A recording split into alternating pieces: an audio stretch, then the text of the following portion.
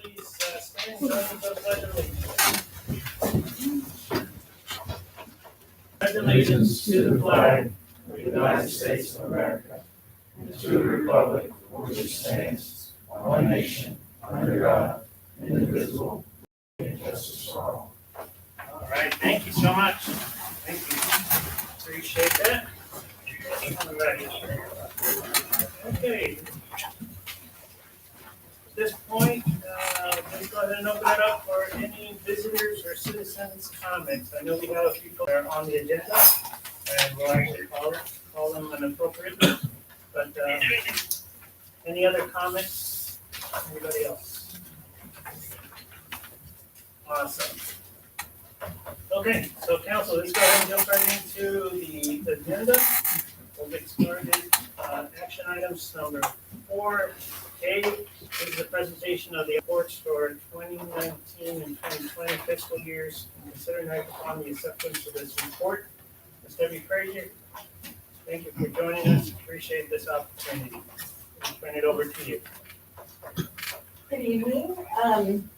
I would like to thank Josie and Edward did a lot of work trying to help us get this information. There was a lot of stopping and starting, but eventually we did get all the information. I don't know if you'd rather me go over the 2020 or both reports. Do you have a preference? We'll start on the first one. Okay. Well, in 2019, you probably all know this, but I'm just going to go over it. The report's broken down into several different items. And are you okay with me taking this off? Okay. The report's broken down into several different items. The first is the independent auditor's report. The second part is the management's discussion and analysis. It's typically written from management's point of view. Or your point of view. We did write this for this year. And then the next section is the full accrual financial statements. And that is the first way your financial statements are presented. And then the second set is the modified accrual basis. And your governmental funds are always shown on a modified accrual basis, so when you budget full accrual, you'll see all the fixed assets and pension liabilities and debt, whereas in the modified accrual, you see those as expenses generally. You don't see liabilities or assets. And then we have the notes to the financial statements and then the required supplementary information, which will give you a lot of your pension information and then your budget to actual with your governmental general fund, and then supplementary information. So on page 1 of your financial statements, this is the independent auditor's report.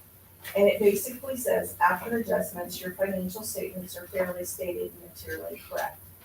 We did, I believe, 27 journal entries in the first year, and they were large journal entries. If you turn to page 12. This is your statement of net position. And you see all your governmental activities. The governmental activities include your general fund, your construction fund, your debt fund, library fund, and animal care fund. And again, you'll see here that you have capital assets as well as long-term debt. And then you'll see deferred pension and OPEB related outflows. You typically don't see those on the financial statements on a monthly basis or the way you budget.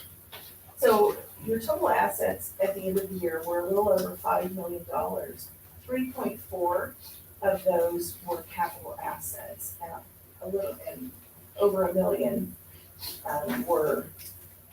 was cash and cash equivalents.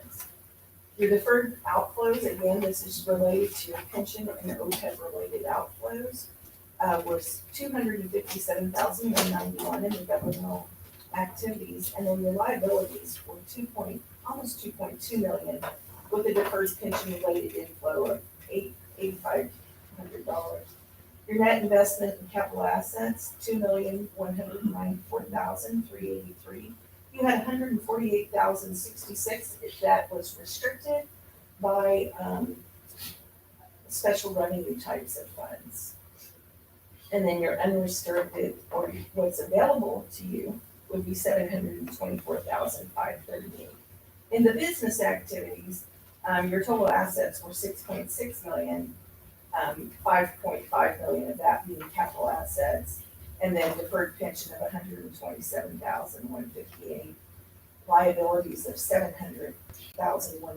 You'll notice that your long-term debt on this one was $120,000, and it was the last year of your debt, leaving you with a $6 million total net position. I'm going to have you flip to page 15. And on page 15, this is the way you see your governmental funds budgeted. You ended the year with total assets of $1,492,000, and you'll see you don't see any capital assets, you don't see any pension and OPEB liabilities or assets, nor do you see any debt. So your total liabilities here were $420,982. You had $47,283 in delinquent taxes that were unavailable to be recognized. And your fund balance overall was $1,024,286. $148,066 was restricted. And then you had committed $397,191 and $479,025 unassigned. In your other non-major, which are detailed in the very back, I believe, on page 51 and 52, you had $107,481 in total assets, and then total liabilities were $5,880. Unavailable property tax revenue, this equated to your debt service fund, was $16,705, and then your library fund was $82,379, and animal care $2,517. You actually, instead of going to page 17 and 18, I'm going to ask you to flip back to the RSI, which starts on page 45. And this is the way you typically would see your financial statements throughout the year for the governmental or general fund. So your total revenues were $2,794,555. I got a question. My figures aren't, No, that's a different book. this is book? Oh, Probably got the 20 instead of the 19. yeah, I got the 15 to 30, 20, 20. Yeah, she's going over the 19 one. Yeah. You don't have the 19? You have two. Oh, we totally lost. Oh, my God. We just want to see how sharp you were. Yeah. I'm not very sharp, I'll admit that. I didn't know that you would be sitting there, so that's my. Well, I'm kind of tiny, you know. Well, no, I meant when I passed you out. Or I can find a page. Yeah. I go to church now and then so I can follow along. Well, I won't make you sing. Thank you.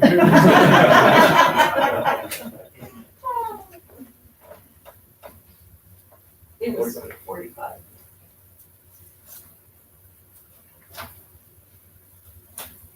Okay.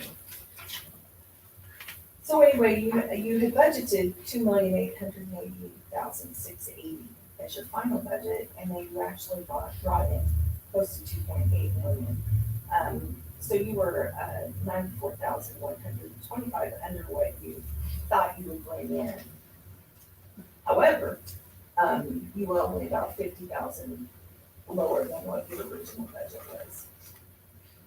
On your expenditures, your total expenditures were $2.3 million, and you actually budgeted to spend $2.7 million, leaving you with a positive variance of $371,035.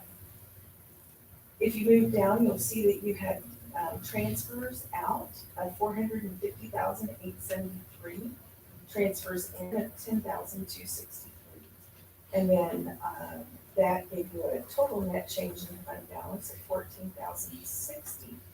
And then we had a positive prior period adjustment of 67,318, bringing you up to an ending fund balance of 1 million. The fund balance, if you'd like to see the changes in fund balances in note N, we basically had understated sales tax receivable in the governmental wide funds, and then an overstated accounts payable, which had to do with your volunteer fire department. And then a change in policy of estimated court fines of 151,796. In the water funds, we had understated fixed assets that we did a journal entry for of 61,665. On note O, which is on page 43. This also gives you a breakdown of the restrictions and commitments that were on your government statements, general fund statements. And I'll let you look at that in a second.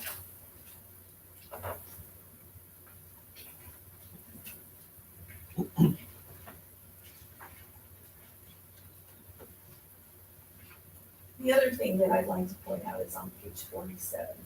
This is your total pension liability for the last 4 years. And this is based on a calendar year. You don't see this on your governmental statements or your general statements on a normal basis. TMRS prepares a actuarial study every year that comes out for the prior calendar year. And so you're always 9 months behind on this statement. You'll see that the last column says 2018.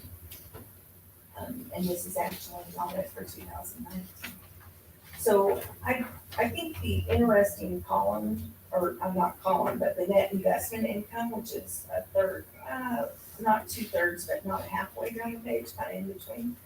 You see net investment income, and you'll see that 2015 was 3,073, 2016 was 149,509. 17 is 345,865, and then in 2018, you had a net loss of $89,459. And if you'll remember, in 2018, on the last day of the year, investments were down. So that's part of the problem. And then TMRS changed their mix of investments during 2018. However, if you go to the last column, 2018, and you look at the third line from the bottom, you'll see the planned fiduciary net position as a percentage of total pension liability is at 80.55%. The GFOA says that anything over 70% is considered healthy. So your was actually healthy. On page 49, this is the schedule of changes for total OPEB liabilities and related ratios. OPEB is your other post-employment benefit, and that has to do with the life insurance that TMRS gives each employee. So you'll notice at the very bottom, the last column before the double line says 33,643. Your total OPEB liability was 33,643, and this will probably keep going up as you continue to employ people. Or your employment levels go. Do you have any questions on the 2019 audit? I know that was quick, and you're welcome to give me a call if you have any questions. Yes, sir. In one sentence, how we do it? This was a difficult audit. You're probably not getting as accurate financial statements if you're seeing them on a monthly basis. Your bank statements are reconciled in arrears, but that's all in the letter that I'm gonna go over, so. We'll get the summary. But it was an unmodified. It is an unmodified opinion. Would you explain that? We got the new council members. And there's several types of opinions, and if we're able to feel like after adjustments that financially, these financial statements are fairly stated and materially correct, we issue an unmodified opinion. So, yes, you did receive an unmodified opinion after adjustments. Thank you. I have a question for you on page 8 of that. On the last statement under the budgetary highlights in the bottom. The general fund balance increased 14,000, which was 231,000 less than what the final budget is projected.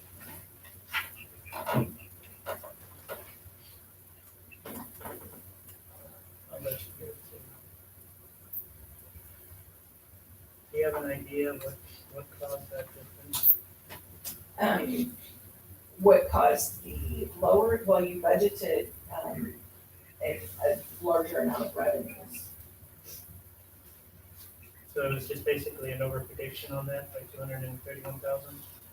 And the transfers, you transferred out 450,000 and you actually, budgeted for 0. Did that have something to do with that transfer of that sales tax though? It was a variety of different things. During the audit, we had some issues with the, bank reconciliations and what was thrown into the transfers. Remember, we got that sales tax in September and we ended up putting it in a CD, transferring it into a CD. So But this is 1819. that was 19, we received it in September of 19. Remember, it was an overpayment? And I ended up putting it in a CD. But that wasn't a transfer. That wasn't one of the transfers. No, sorry. I misunderstood your And I question. won't take too much time, Deborah. The only other question I had was page 25 on accounts receivable. Third paragraph on the bottom, last sentence, it talks about property tax revenues for the prior year's levy are shown net of an allowance for uncollectibles of 55,627. So did we collect that, or, I mean, No, that's your uncollectible. That's what And that's for 20 years of taxes. it is. Yes, it is for 20 years of taxes. It's cumulative, but that's your uncollected balance between your debt service and. we just keep adding to it? It, keeps growing. Unfortunately, those keep growing. People don't pay tax like they used to. Mr. President, does that include accounts that have tax exemptions, if they have over 65, if they're not, It includes everything. So like say someone, they have that exemption in place and it's $30,000 and that might make a vast majority of. Oh, no, These are uncollected. These are people who have not paid their, tax bill. Okay. So for instance, if you were over 60 and your, tax bill was 2,500 and you didn't pay it, it's showing up here. Not the difference between your age 65 and. Yeah, it's strictly delinquent taxes. Okay, I mean, people over 65 of that, they're still delinquent. No. Only if they haven't paid their taxes, the over 65 exemption doesn't come into play on that unless there's a lot of people that are over 65 get a deferred deal. Oh, Yeah. I'm well aware of Yeah. that. but Just curious as how it's calculated, is my question.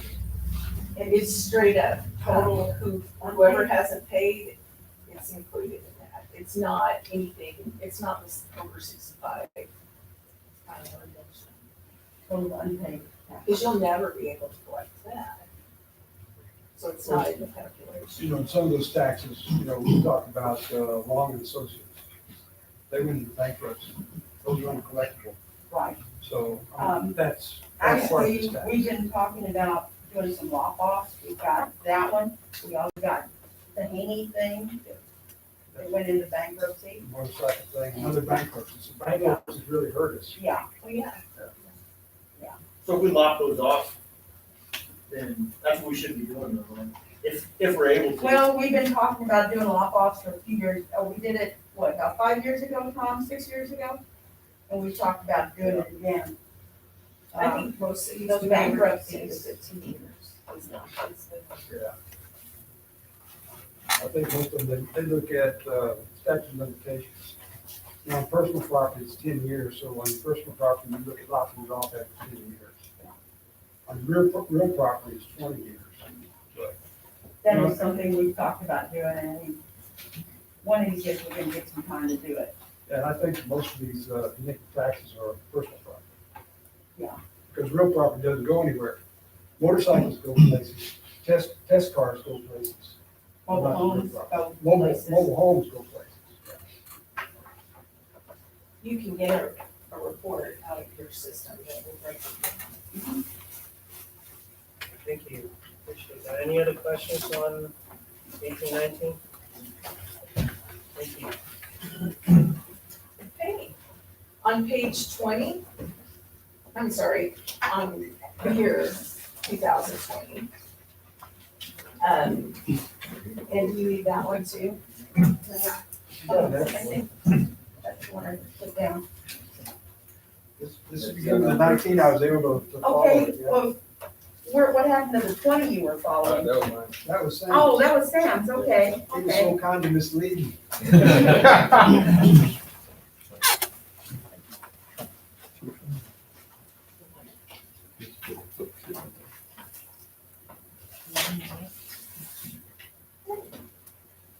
So again, I won't go over the breakdown of the report, but on page 1, this is your independent auditor's report, and it actually says that after adjustments, your financial statements are fairly stable and materially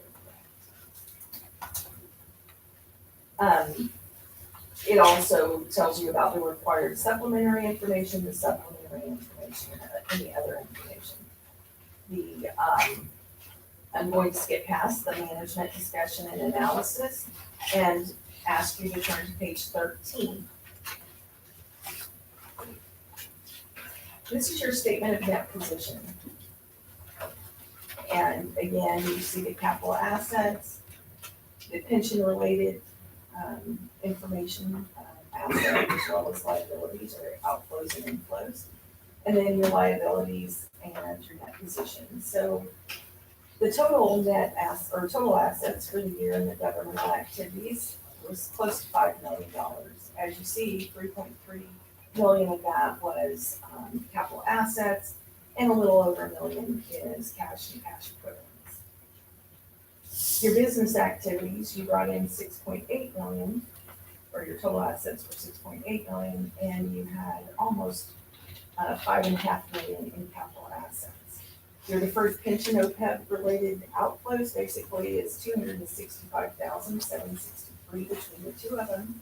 And your total liabilities in the governmental activities was close to 1.7 million, and you paid off your loan, so you only have 403,000 outstanding liabilities in your business type activities.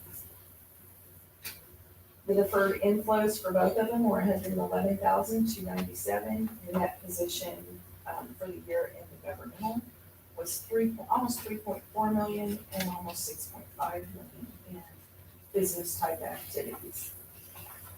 Again, if you turn to page 16,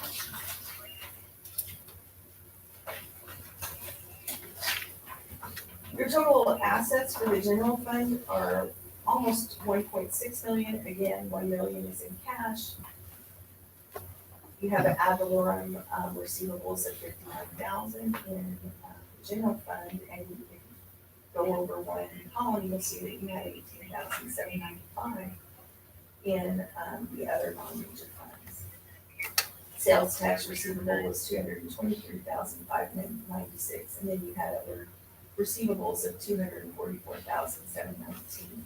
Your total assets at the end of the year again was 1,573. Your other funds were 101,504. Your liabilities at the end of the year were 96,956. Again, this does not include any long-term liabilities or pension liabilities. Your deferred inflow of resources, which is unavailable property tax revenue, so property tax revenue that you could not collect within 60 days after year end, 59,083. And then you go down, you have total fund balance of 1.4 million. On the other non-major, you had 18,795 for unavailable property tax revenue, and then you had $72,368 in your other non-major funds. Any questions on that before I move on?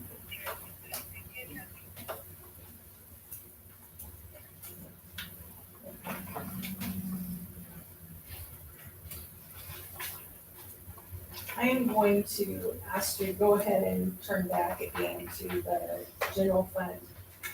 I guess budget to actual on page 46.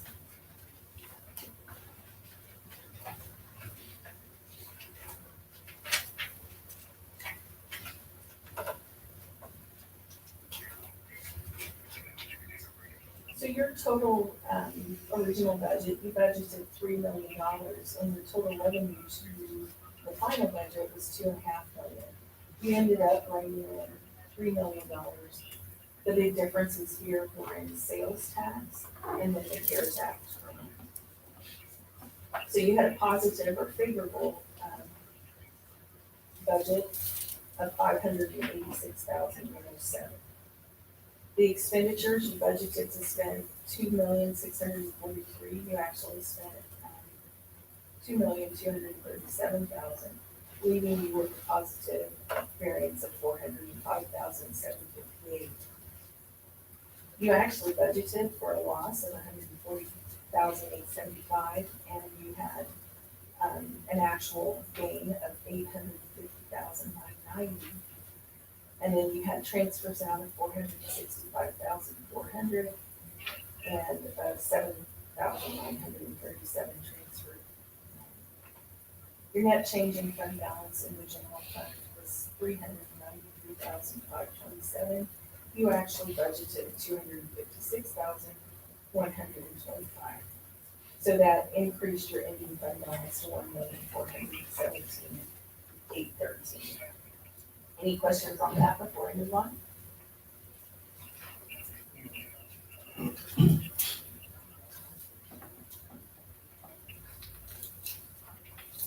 I'm gonna ask you to turn back to page 20 and 21. This is your business type activities.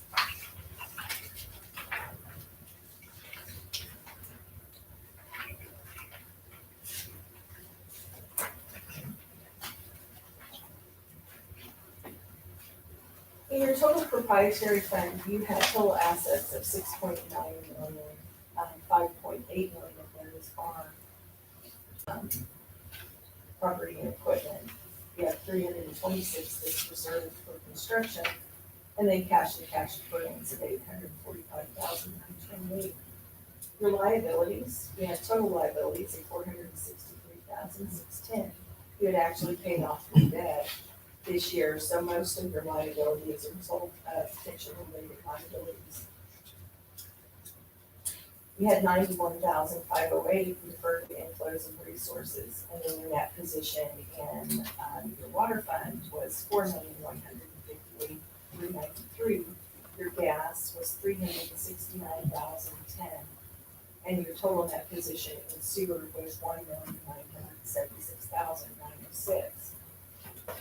You'll notice in all of these funds, your unrestricted fund balance is, or net position is very low. So, I would say during the year, you probably want to look at an analysis of these rates.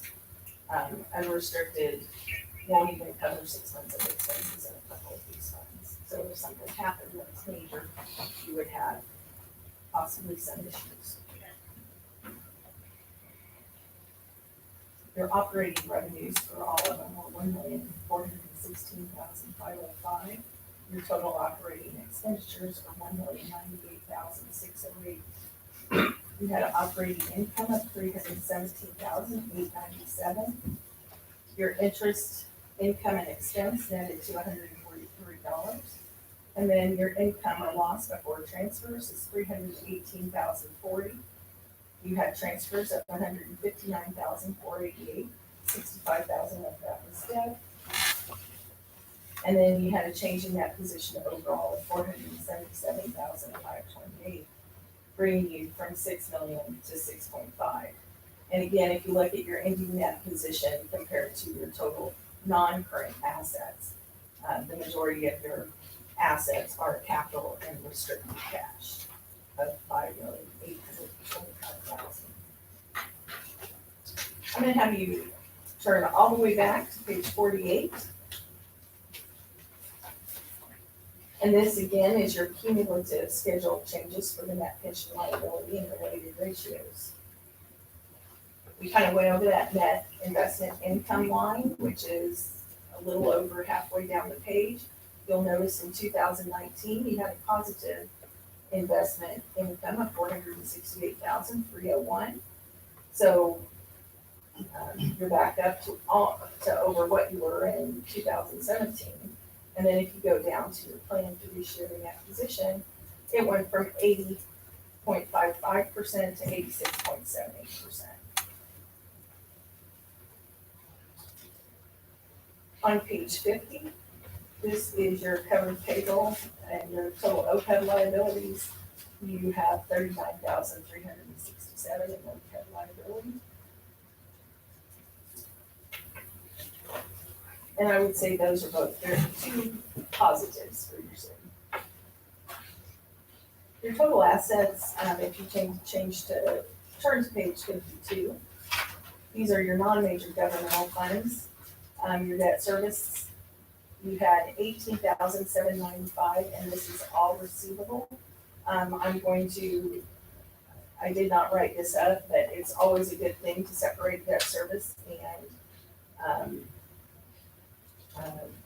and keep an ongoing fund and fund balance in debt service from your general fund. Your unavailable property tax revenue is $18,795, leaving you with no fund balance in that fund at all. Your special revenue fund, you have library of 71,869, cash and cash equivalents, accounts payable of 2,850, culture and recreation of 69,019 for your fund balance. And then animal care fund, you had 10,840 in cash, AP of 7491, and available fund balance for future use of $3,349. On page 54, 55, and 56 are budget to actuals, and I won't go over that. I'll just move into the letters unless somebody has any questions. Again, an unmodified, unqualified. Unqualified is no longer a term. Okay. Unmodified now. Yes, ma'am. So we're gonna start with the material weakness and significant deficiencies in internal control letter. And basically, I'm gonna read to you what a deficiency in internal control and a material misstatement is. A deficiency in internal control exists when the design or operation of control does not allow management or employees in the normal course of performing their assigned functions to prevent, detect, or correct misstatements on a timely basis. A material weakness is a deficiency or combination of deficiencies in internal control over financial reporting such that there is a reasonable possibility that a material misstatement of the entity's financial statements will not be prevented or detected and corrected on a timely basis. A reasonable possibility exists when likelihood of an event occurs is either reasonably or probable as defined by the following. Reasonably possible, the chance of future event or events occurring is more than remote but less than likely, and probable that future events or events are likely to occur. So we have the following deficiencies in internal control that are material weaknesses. Interfund transfers.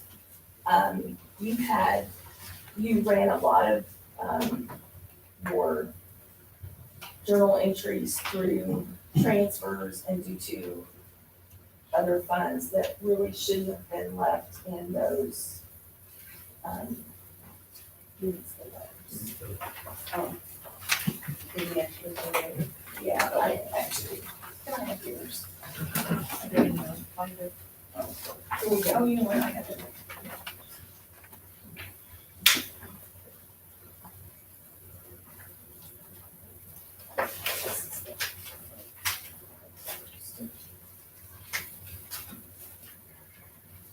So unfortunately, these entries There's sometimes one-sided entries that we're allowed to go through on info. They were material correcting entries, so what you were looking at typically probably was not correct if you were receiving financial statements. You had contracted with an outside accountant, and unfortunately, she and the city secretary used the exact same login credentials, so we couldn't tell who was making what entries, and most of them didn't have any backup that we could look at. So we don't know why they were made.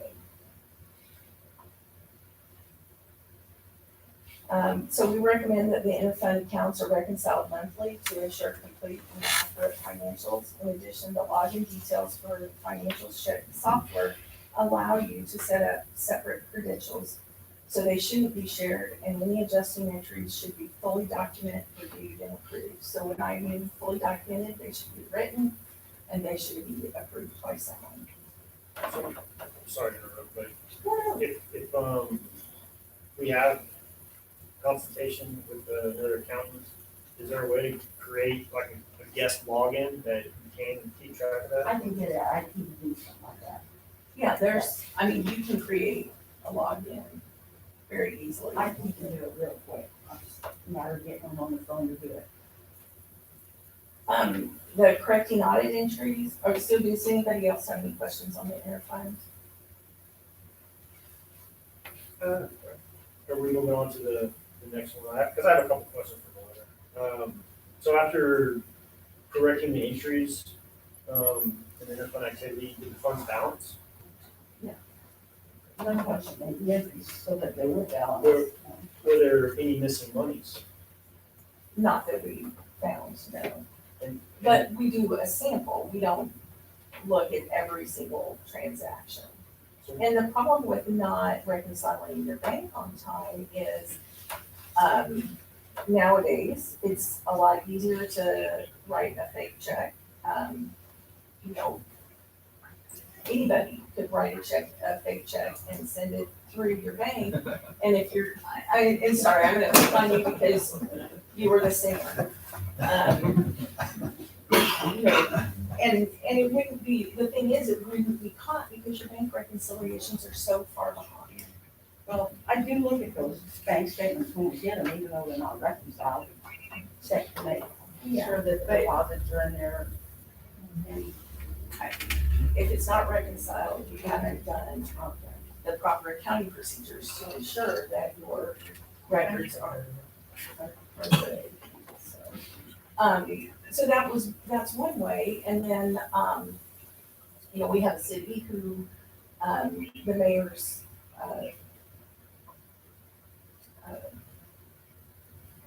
signature was lifted, and, they passed a transfer through the bank. So, and it was a local bank, so you would think that that wouldn't happen, but it was written, it had his signature, had another signature that was lifted, and, so those, can pass. it does happen. Yeah. So what security measures would you recommend to prevent fraud of that nature from occurring? Reconciliation, and what was, you given a reason as to why we weren't reconciling? Well, I don't say we're even on doing y'all for the last 4 years, and I need help in here that I can get to them in a timely fashion. Well, I think you have struggled with both things. Well, to start with, it got us behind, but it's still a problem getting. Yeah, because you're things done, still, 'cause I'm small. they're still, But initially, when we got behind with the audits, it was because of info. But I've been asking for help for more than 4 years now. I can't get to everything. that your bank reconciliations are still 10 months, 9 or 10 months on. So you're correcting audit entries, city secretary is charged with maintaining records of the city's financial transactions, including the general ledger. For period ending September 2019, we reported 27 journal entries as a result of our financial audit, and 7 of those entries were new material correcting entries. For the period ending September 30th, 2020, we recorded 30 journal entries. 6 of those, however, were for correcting any balances that we had made in 2019, so we had to roll those entries forward. So 6 of those, and 4 others were material correcting entries. So we recommend that the city consider all of our management comments and make improvements as suggested. Segregation of duties, we consider this a significant deficiency, not a material weakness.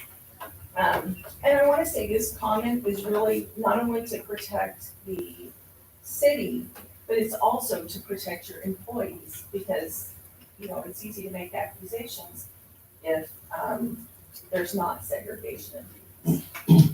Again, the small staff has been a problem, but we've segregated it through the years. It's like girls do the cashiering and they'll do the deposit slips. But you're still reviewing and approving the work. What work is that? I don't know if it's- Okay, okay, but I mean, the cashiering part, I mean, I'm trying to explain the duties that we've segregated them within the code by them doing cashiering. And then, well, I haven't even been doing the reconciliations. I simply take the deposits to the bank, so I really don't get to do that with somebody else doing the reconciliation. Now, I do the accounts payable and payroll. But you have access to almost everything. I have access, but I don't touch You those. still have access. Well, granted. But I don't go into them. Well, I will happily send you a list of the duties that we thought you should segregate. Okay. Quotes and reconciliations are not being done to ensure the financial statements are correct and complete. We also noted that several key employees rarely, if ever, take time off, and there is little cross-training in the finance department.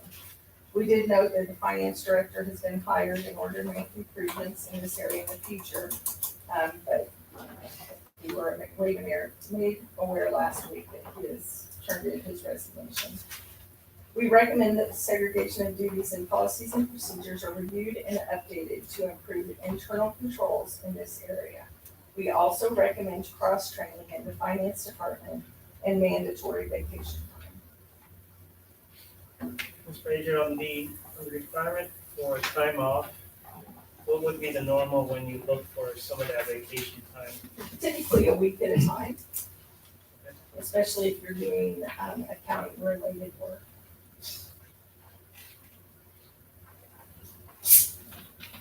So, I'm sorry. So, I know what the purpose, I'm just asking this to get your opinion on it.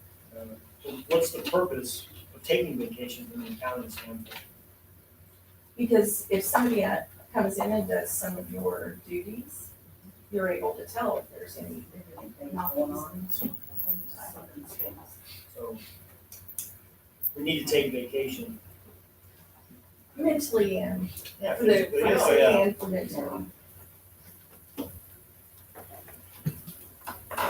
However, one of the biggest frauds and well, the biggest fraud of all time, city of Dixon, Illinois, the lady did take vacations, so it's not always Just taking those vacations to go to the racetrack, right? the bus. That's where all the city's money was going. So if you haven't seen the video, All the Queen's Horses, it is very, very good. Ever since that time, we've been watching Josie to see where she goes. Yeah. I saw a horse trot at her house one day. So the last letter is the communication with those charged with governance. So it basically goes through my responsibilities for the financial statement audit. And we note that we did issue a separate letter regarding material weaknesses and significant deficiencies in internal control. The planned scoping of the timing, we were hoping to outbrief it before August 31st. We were delayed in field work due to conflicts with management and delay in obtaining some requested documentation.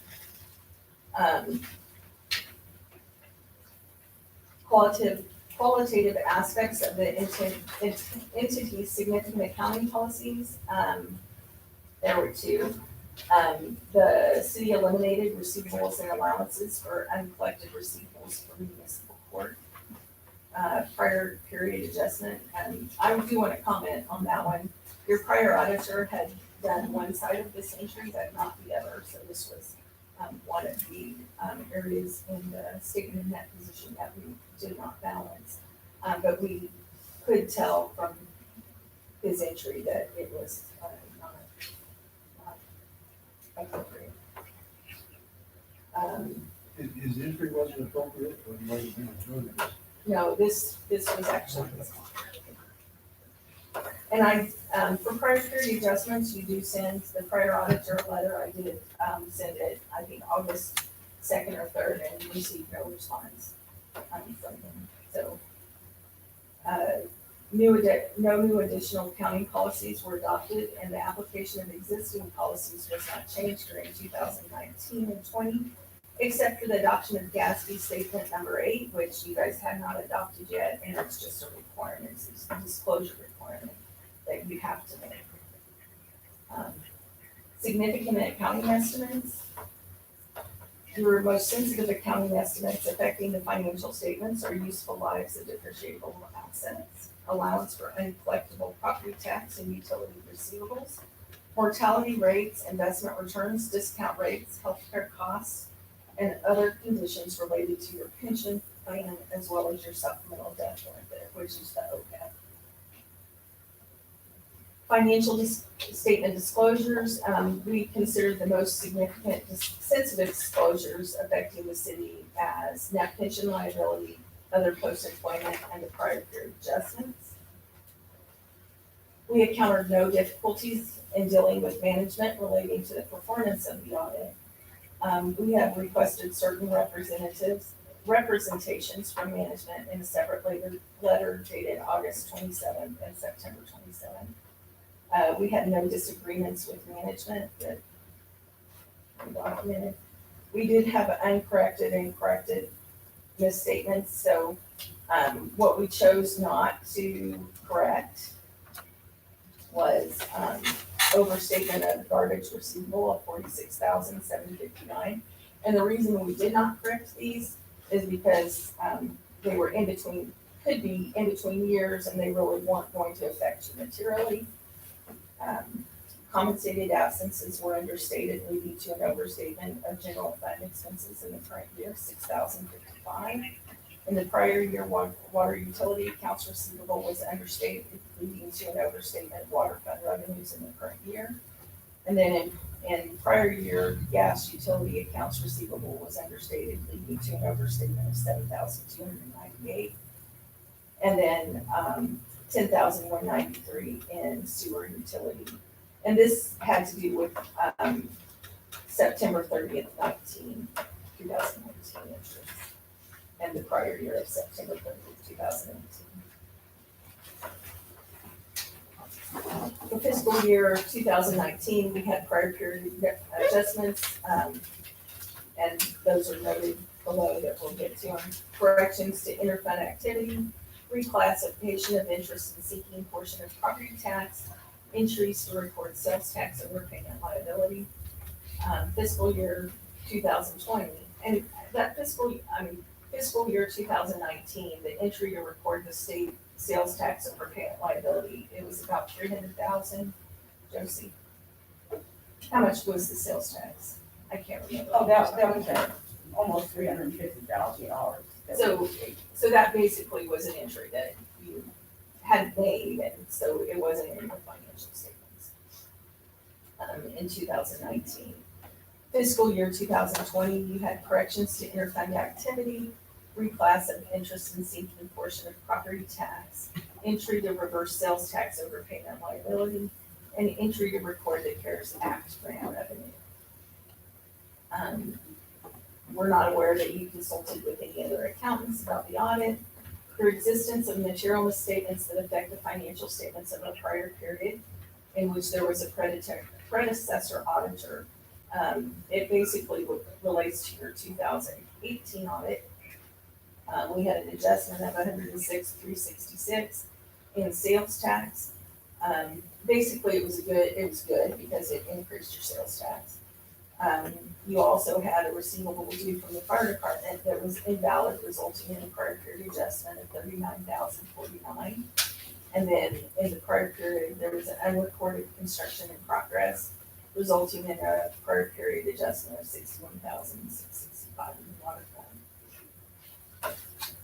And then we move into other significant matters, findings, or issues. And these are items that we didn't feel rose to the material weakness or significant deficiency account. The cash accounts, bank reconciliations, and sale checks.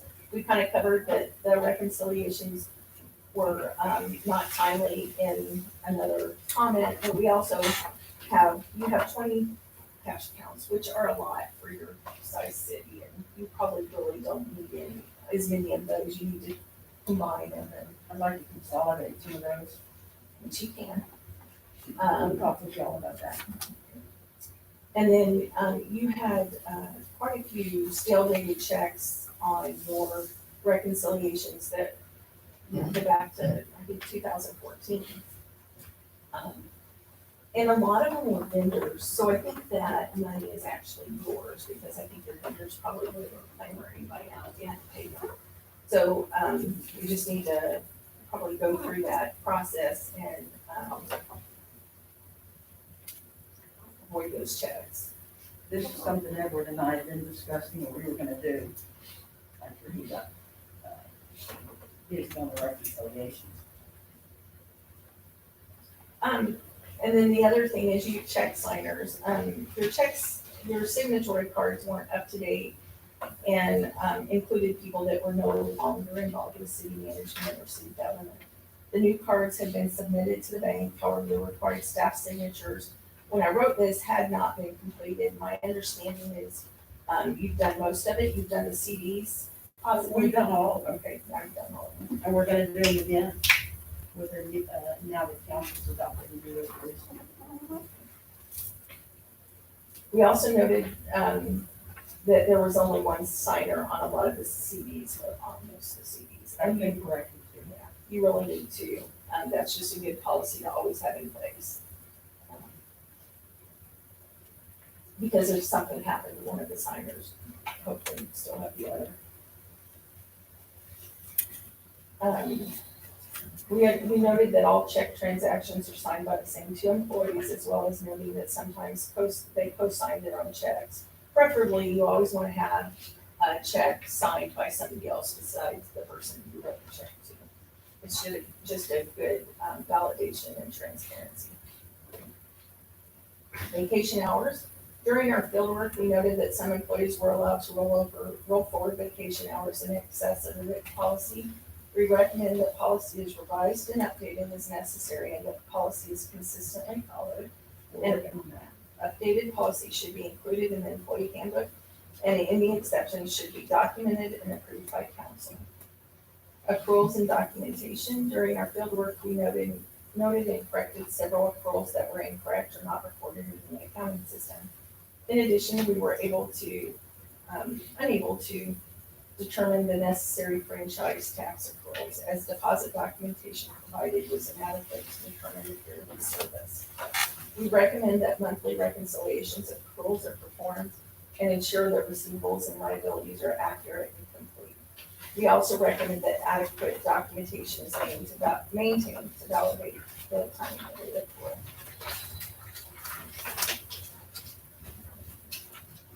Tax collection. Currently, the city secretary is responsible for the tax collection for the city within Medina, as opposed to in their counties. We recommend that the written policies and procedures are documented and implemented to improve controls in this area, with a focus of monitoring and oversight, as well as segregation of duties. We also recommend that the city consider turning over the tax collection role to one of the other county collectors. The county tax assessor is very efficient, and the cost is typically nominal. It would also incorporate additional segregation of duties into the city processes. I'm ready to turn it over. Josie, we pay about 15 grand for the software. I think in discussing this with Debbie already, we're thinking that 50,000 that we pay for the tax collection system software, Plus your time. and the time that we would, what the county charges us would balance out, it wouldn't even out. We'd probably come out ahead because we wouldn't be spending the hours doing it. The one thing that, probably the reason we kept it is to provide the service for the customers here in Lila, that they don't have to go all the way, but they're having to do it for the school anyway, so. I have no problem with giving that up. The computer policy, currently the city does not have written policies and procedures in place to address security and access controls to the computer systems. We recommend that the city document and implement adequate internal controls to protect the city's IT assets and computer security and improve in the employee handbook. We noted that a person was hired to reconcile the bank accounts, and she used the city secretary's credentials to make all the adjustments and journal entries. We're working on those policies as we speak, and I am gonna get IT to get something first. Mileage tracking, we noted that the mileage reimbursements are submitted by the city secretary once per year. We recommend that the city update the written policies and procedures within the employee handbook to include a monthly or biweekly reimbursements for mileage and expense by city employees. I want to point out, this does not mean that it was incorrect, it's just not timely. Employees should track their mileage in detail as it occurs and submit timely requests for reimbursement that are approved by the appropriate supervisor or council member. Josie, how many folks do we actually have that claim mileage? Well, anybody that doesn't have a car, sometimes Virginia runs errands. Mostly it's me going back and forth to the bank. Every now and then, Cassandra sometimes when she goes to meetings. Sometimes we have officers because of shortage in vehicles or officers are going to training. Occasionally, we'll do the Since they mileage. don't have the tourists anymore, they will probably. If we don't have, sometimes we just don't have the physical vehicles for someone. Like David had to go to Sulphur Springs as an example, and we had cars in the shop, so that's why. So he would submit that back to me as soon as he gets back, and we submit it right away. So do you guys use like a form to come up with reimbursement when you submit for it? Yes, sir. I mean, we've had something I've always used since the last 22 years. Just basically nowadays, it's real simple because you can look on your phone. It gives you the exact miles, and then he'll document his stuff. Yeah, right, he's savvy. Yeah. It might be good for the council to see if we can bring a form together so we're consistent across the board. Every department is using the same form. So, If we include it in the policy manual, we can include that form in there. thank you. Donations for the volunteer fire department. Currently, each month during the utility billing process, donations are collected for the volunteer fire department. The city runs this through the general fund and the general ledger account that is typically used for utility billing.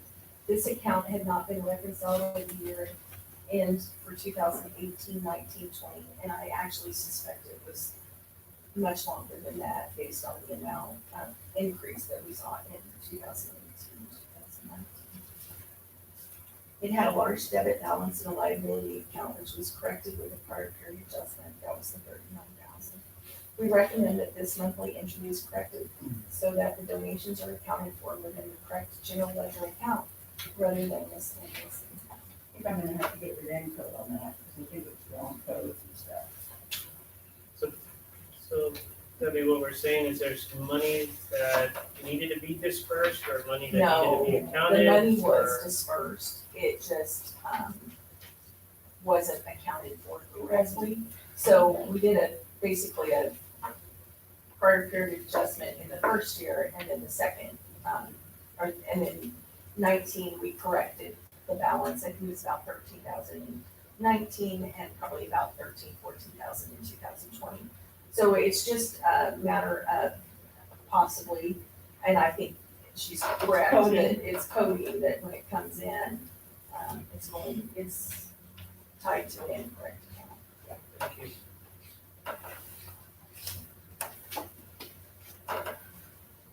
Any questions?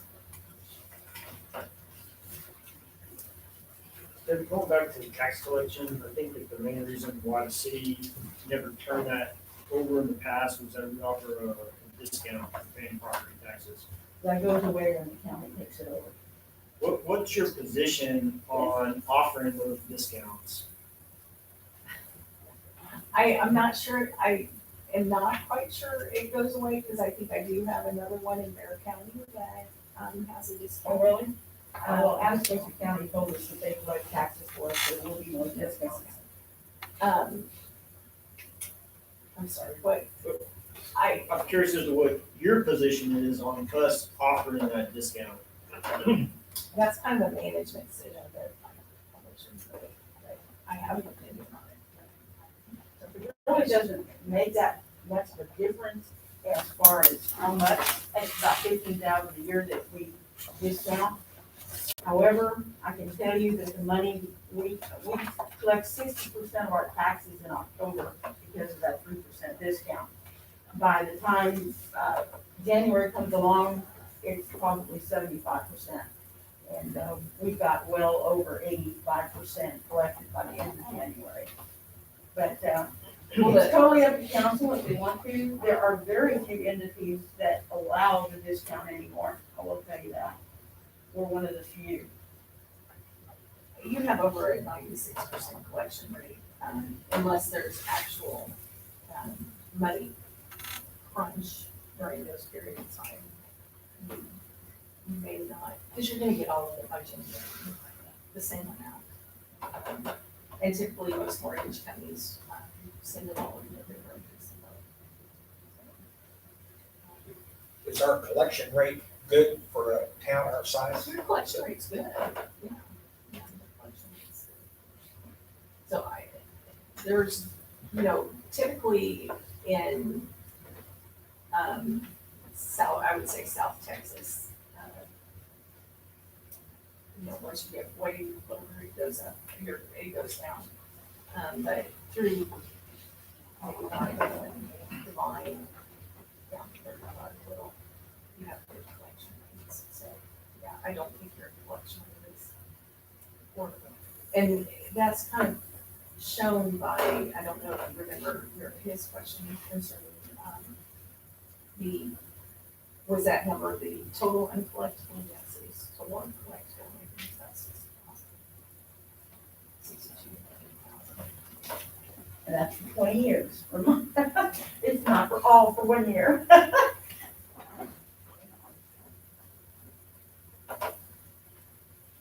Council, can I get a motion for us to go ahead and accept, our reports, or both out of reports? Motion, Second. second, discussion? Further discussion on our audits? All those in favor? Aye. Any opposed? Carries forward. I was gonna ask a question, the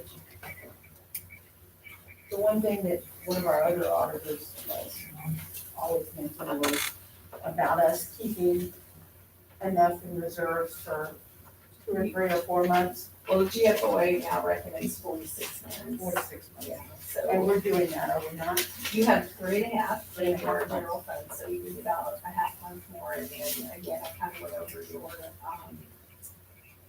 water, sewer, and gas, it's fairly low. Yeah. And if you wanna get grants, they'll look at that, as well as, one thing I didn't write up and you mentioned is, you're getting, I guess, I wanna say you've gotten some overdue late, letters from, and I'm sure you all are aware of the, TDA letter, and I believe they wrote one, TCAQ, that, you need to respond very quickly to those, because that could hamper your grant applications in the future. And the other thing is, your internal control system, that always, if you have a strong internal control system, that allows you on your application to, have any write-ups after the fact or, later. I think the TDA was the one that was, after the fact. 2019, anyway, sorry. Debbie, thank you to you and your team. We've been looking forward to be able to get caught up, just like you said right now, for different purposes, to open up doors for our city. You and your team, and we appreciate what you guys done coming in here and getting us caught up. This means a lot to our community, so we can go ahead and press on and try to take care of. And we appreciate the feedback too, so we can go ahead and tackle some of these areas too. Continue the strong points that we have and adjust on those areas that we need some help with. We try to do that. We appreciate it. I hope that we'll continue discussions through Josie, in the sense of different opportunities, and then at a later point, we'll probably be discussing in the sense of the next year. I have one more question. Do you have a bill for me? I don't, because I did want to discuss, increasing your bill. We had to stop and start, quite a few different times, and that increases, our time, as well as, we did not expect kind of the problems with the interfunds that you had. When they came forward in the prior auditor, they did not balance, and they were plugged in the report. And then you had your, person that reconciled, I think it was her. I mean, I can't say for sure because she used her credentials. Yeah. But, there were a lot of one-sided entries, that had to be researched, as well as, You should cancel some of my inquiries for one thing. and so that made it more difficult to trace. So I would like to ask for $12,000 more for the 2 years. So a total of $12,000, $6,000 each year. And I do want to tell you that if we are selected to do the audit in 2021, that we would our engagement levy would be for $30,000. Because I think your audit is probably $30,000 audit. So how much was the original supposed to be? And you're wanting 12,000 more?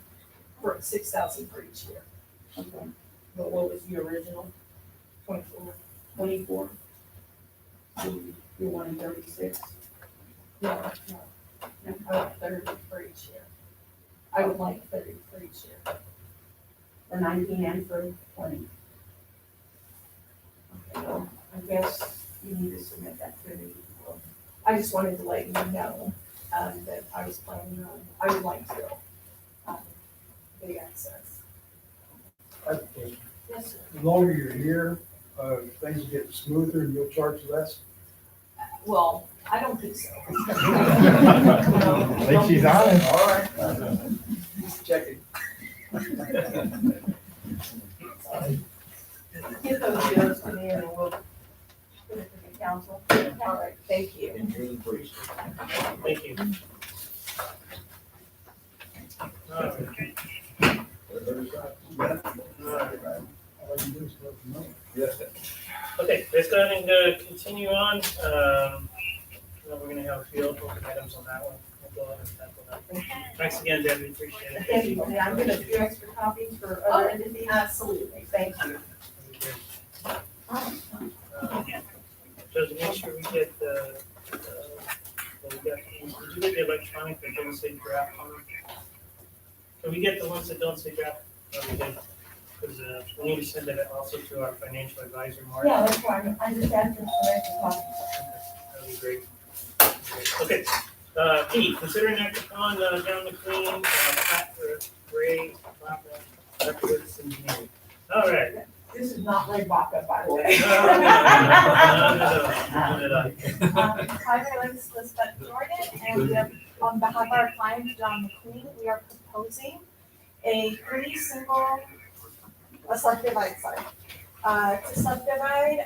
3 single-family lots in front of Collins Road, and the rest of the property will be retained by the owner. The zoning commission did hear it. You've got a copy of the plat, so that the lots are right there on the Wisdom Road. And then you have another letter dated, the zoning commission did approve it based on what, Rakowitz had submitted and Mr. Dom from PRC. And then we got another letter on the 21st from Mr. Dom, that,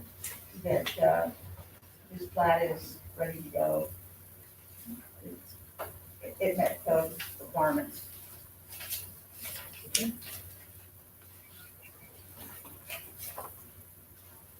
Council?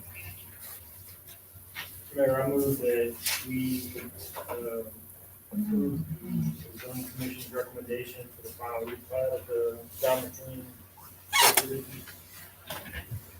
Got a motion on the floor? Okay, got a second? Any further discussion on that? All those in favor? Aye. Any opposed? Okay, motion carries forward.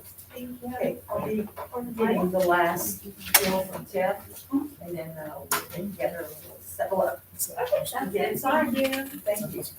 All right, okay. C, consider that upon the recommendation from the zoning commission concerning the variance request on lot size from property owners on Somerset Street. Okay, this is something that I was hit with, and I discussed with employees that, like, the chief and Mr. McGrath. I also discussed this with the mayor about this one big lot on Somerset Street, at the corner of Hester. The new owners wanting to subdivide that into 3 lots. Unfortunately, neither of these 3 lots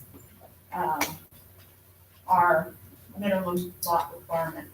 We require 6,000 square feet.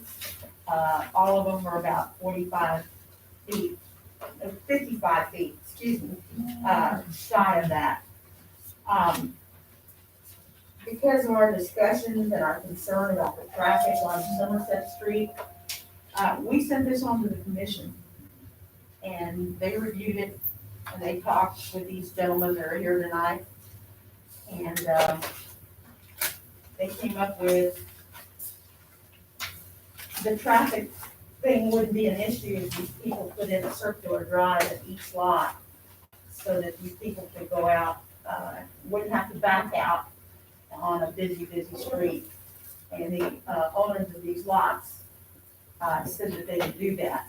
And you have a copy of the minutes from the zoning commission. You also have a plaque there of what they're proposing. And this is Mr. Salcedo, who came up with this sketch.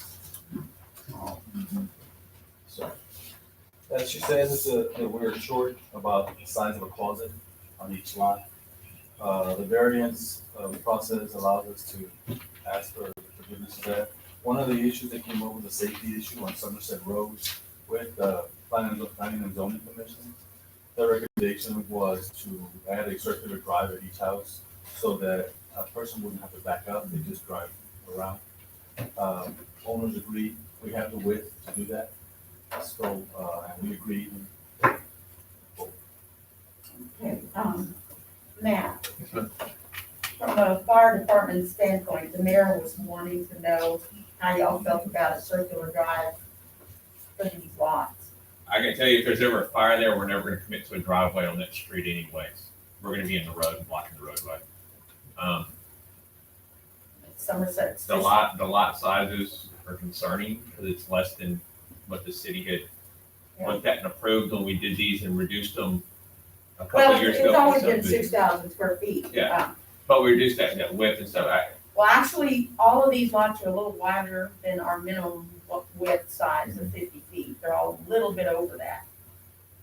But you're putting all the driveways on the Somerset Street side, right? Right, we have no other access except for the corner lot. Okay. That's- So, that was- so we may just have 2 driveways on Somerset and 1 on Hester.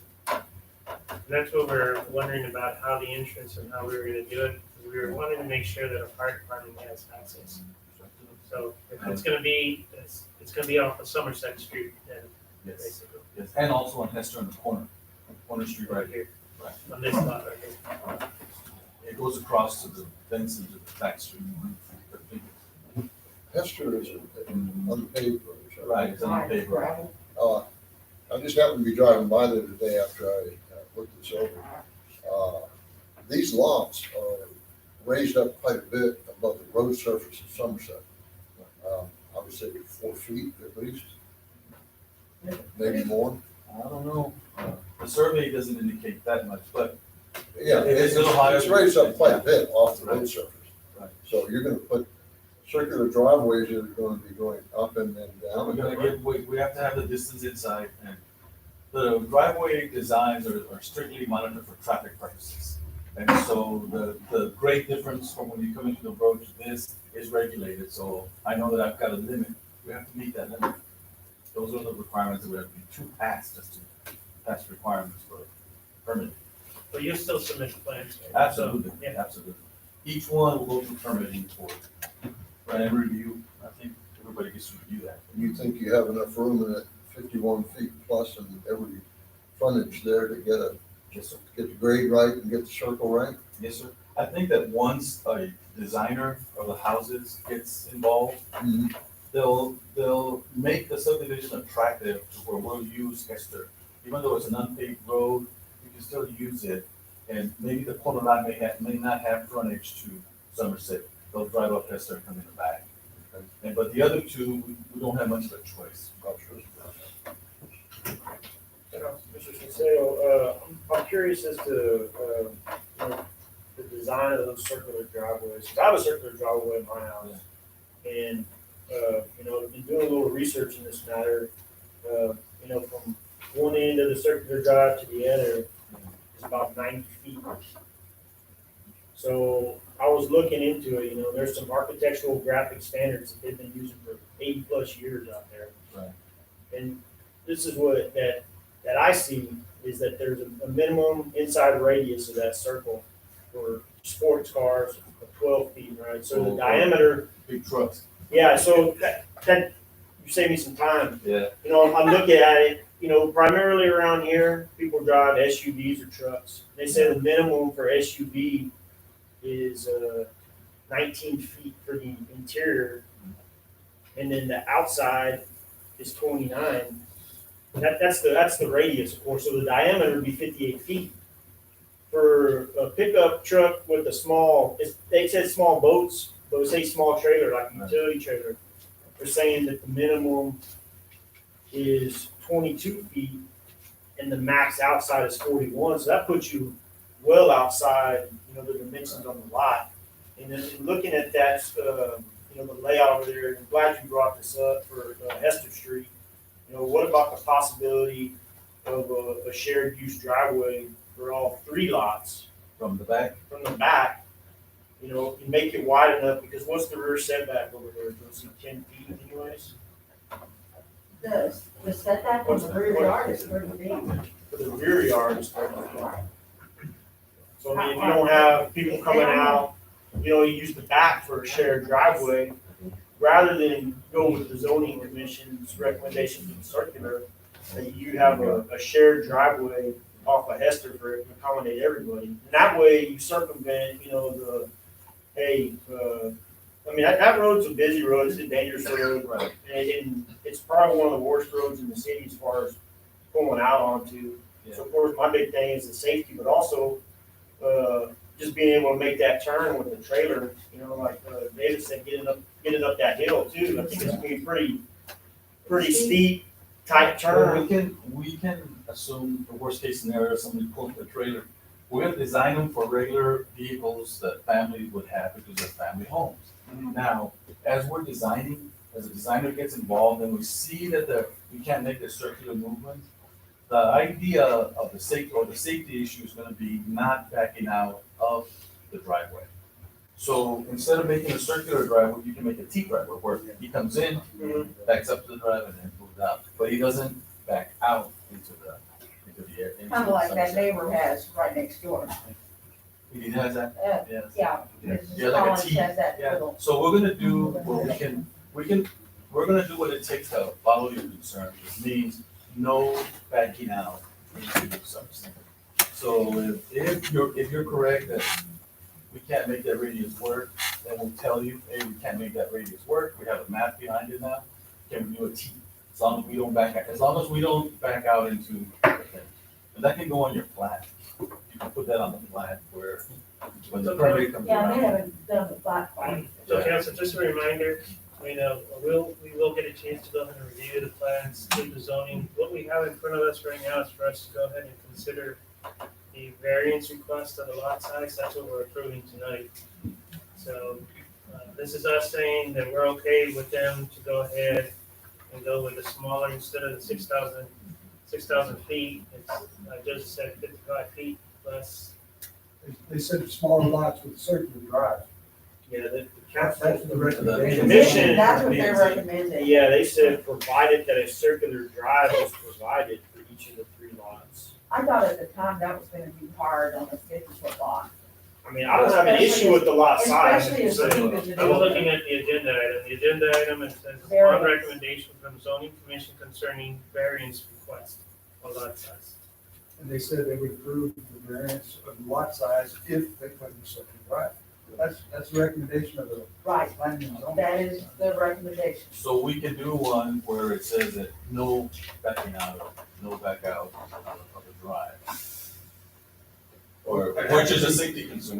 That was an issue with the planning and zoning was, backing out of the summer of the drive. They didn't want that. This is my observation. You know, I think that most of these folks up here, they're in favor of the smaller lot. And then when you go into your practical application of circular drive, you're gonna see whether or not it works. If it doesn't work, like you said, you're gonna come back, right? Right. Because you can't- We have to solve the issue. Yes. We can't back out. Yes. We can't, we know that. So we're gonna come up with a solution to that, which maybe a T drive where you drive in, back out, get out. But we'll do something to satisfy your concern.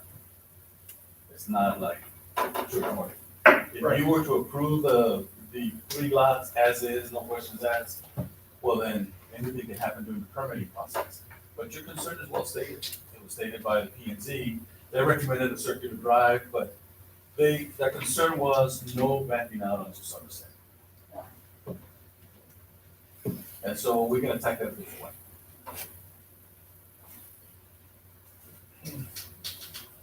Do we have any flex on that? Folks? There- Well, I think that everybody is interested in the safety aspect of it. I think that, like we were discussing, I think that you have to hold something on and over that. And you just say, yeah, the lot size, we're gonna approve the variance for the lot size. And there's nothing about the safety. I know you guys probably go through with that. But I would feel much more comfortable if we just follow the planning and zoning. They're gonna look at it, the circular drive. If they can't make the circular drive work, they're gonna come back with a T, right? Or discuss with you the changes we'd like to have, as long as it satisfies your safety issue, which is, we don't want you backing out to Somerset. How can we fix that? I go ahead and make a motion to approve the variance with circular drive at this time. We can also put a note on the subdivision plat that states, as a city note, no backing out into Somerset. Whatever, however you do that, just don't do that. You'll have to come back this time. That's right. That's right. Like That's the next that's part of phase. your order, Right. your The next step is the motion, that they plat. come back if they. Right now, we're basically approving it with circular. Well, Yes. it's not Approve approving, the does we have a variance motion? as per the zoning And that you commission. can come back and address the council again if that doesn't work. Yes, sir. So I have a motion, for us to go ahead and approve the variance on the lot size. Also, Okay, got a second? Any further discussion on that? One more comment. Can y'all take a look at that shared use drive on Hester? Yes, sir. Just to satisfy my curiosity. Yes, sir. Appreciate that. That is a circular drive too. No. Off Hester Street would be a shared. So what you would do. All 3 lots. Yeah, so you would have, We have a drive in the back, and actually, even if the setback is 30 feet, we could probably use the setback, Yeah. right? As to come in, so everybody would be driving in the back, into the garage in the back. Everybody Y'all would do this. probably want that anyway, that's less yard to cut. So that's an idea. Because we're gonna address the safety issue, that may be a solution. If we find out that the T doesn't work, or the U doesn't work, then we can do the back. But we'll present a plan. what's the front setback, 30 feet also? 30 feet. We got 118 on one end, 114 on the other. Any other further discussion? Anything else? Okay, all those in favor? Any Opposed? Let's tell you, gentlemen, about the young boys back here that fresh out of high school, put their money together to buy a piece of property and develop it. And they're local boys, they live here, that's a really good move, it's very rare that I get a client this young, you know. This is a good learning process for you guys. Yeah, they didn't think they were gonna face that scrutiny. Be glad we don't turn the auditors on you. It's gonna be easier when you're on it. Moving forward then. Yes, we are, thank you very much. Thank you, appreciate it. Thank you. Thank Have a great evening. Thanks for hanging in there. Thank you. Appreciate it. Yeah. Alright. Okay, let's go ahead and take care of one more before we go on break. Do you consider an act upon the El Prado's sanitary easement? I think on this one, Tom, do we need to go ahead and go, because we're gonna talk about deliberations of real property, do we need to executive session on this? You can, but, basically, whatever you want. I mean, I talked to Ms. Alfaro. I think that everybody, now that we're in, I sent you the information on this, and, that's what they're asking for. And that's it. She said, you can pay us that, or you can, try to get your waiver. Of course, there's other options, but I didn't, talk to everybody about other options. So, 15,000 for the, she's saying 15,000 for the sanitary easement on their property. so in your opinion, as a legal, that's not too bad? It's not too bad. And the other thing is, we need, to keep- as we're gonna see on another agenda item further down, we just need to get going. We need to keep going on this. The other item is approving the bid on, jail. So this is all part of the same. I think we need to take care of that, we need the water will. Yeah, one of the things Mr. Cage and I discussed is, we're in this predicament of this sanitary easement now after the engineer and the hydrologist told us it was fine. So, he and I are in agreement that this bill is going to them. Yeah, I think that we do need to put them on notice, the engineer, hydrologist, driller. Now, I have a form that they submitted to the state, that they said that they were more than 1,000 feet off the property line, and they measured it with a tape. And there's no way they can get out of that. It's not right. So these guys, they may be quite willing to help us out on this. We have a bunch, I think I've mentioned this to the council before. There's several emails, between me and the hydrologist. And because James brought this up, James said, I don't think that well. He said, I think the well's too close to the property line.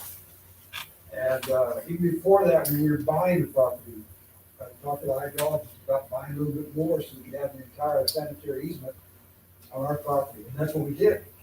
And that was Red Rock, is that the hydrologist? Wet rock.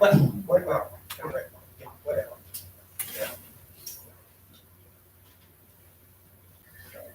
So that's Mrs. Alfaro's offer to us.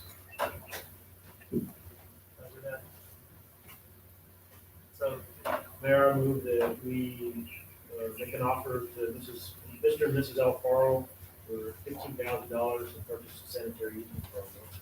Thank you. I'll second it. And a second, any further discussion on that? Okay. All those in favor? Aye. Opposed? Okay, motion carries forward. Okay, right exactly at 8 o'clock. Let's go ahead and take a 10-minute break from this. Come back and we'll continue. Everybody's favorite.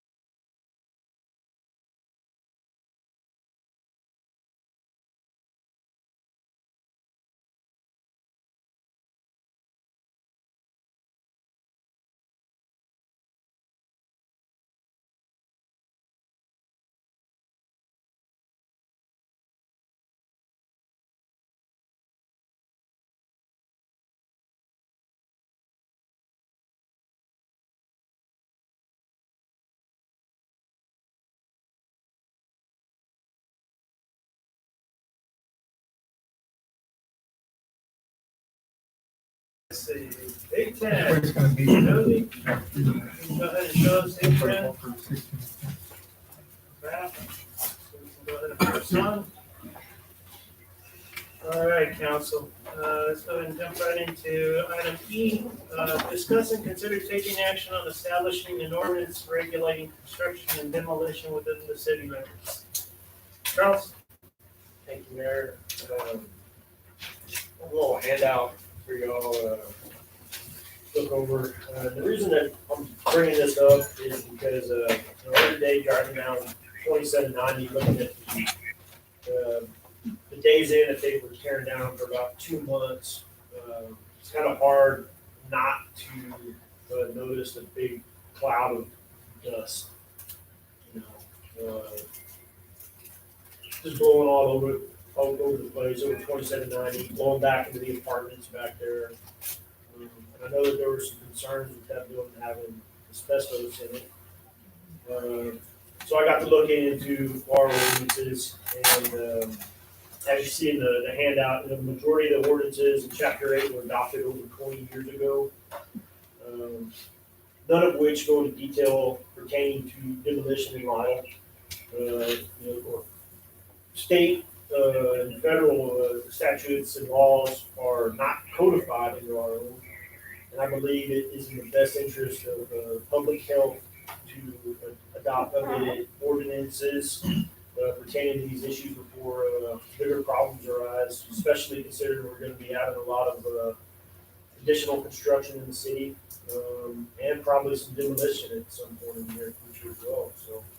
So have you looked into, the state has a standard for that? The state of Texas has a standard for demolition? Yes, they do. It's the bare minimum, and I know that other cities have adopted stricter ordinances. But ours, like I said, we haven't really touched them in 20 plus years. Okay, so is ours at least as good as the state right now, or is the No, state? ours don't mention We don't anything have about, anything, we don't have. don't mention So- anything about the state or federal. So we could start off by consider just upgrading it to state standards, at least. Creating one, Yeah, or creating. creating an Well, ordinance. Mayor, Matt and I've been talking, is that not in our building code? We have an up-to-date building code, and it should address all that. Yeah, building code 20 should years call ago, for demolition. I know there's some in the fire code. 2009, On the building on code, the the fire building code still code. deals with. so the 20 years is kind of, because we did adopt the 2009 building. And the building code is fairly I just strict. looked through buildings and building regulations. So you've got it, like you're talking about in our own ordinances? Yes, So our own ordinances don't cover anything really.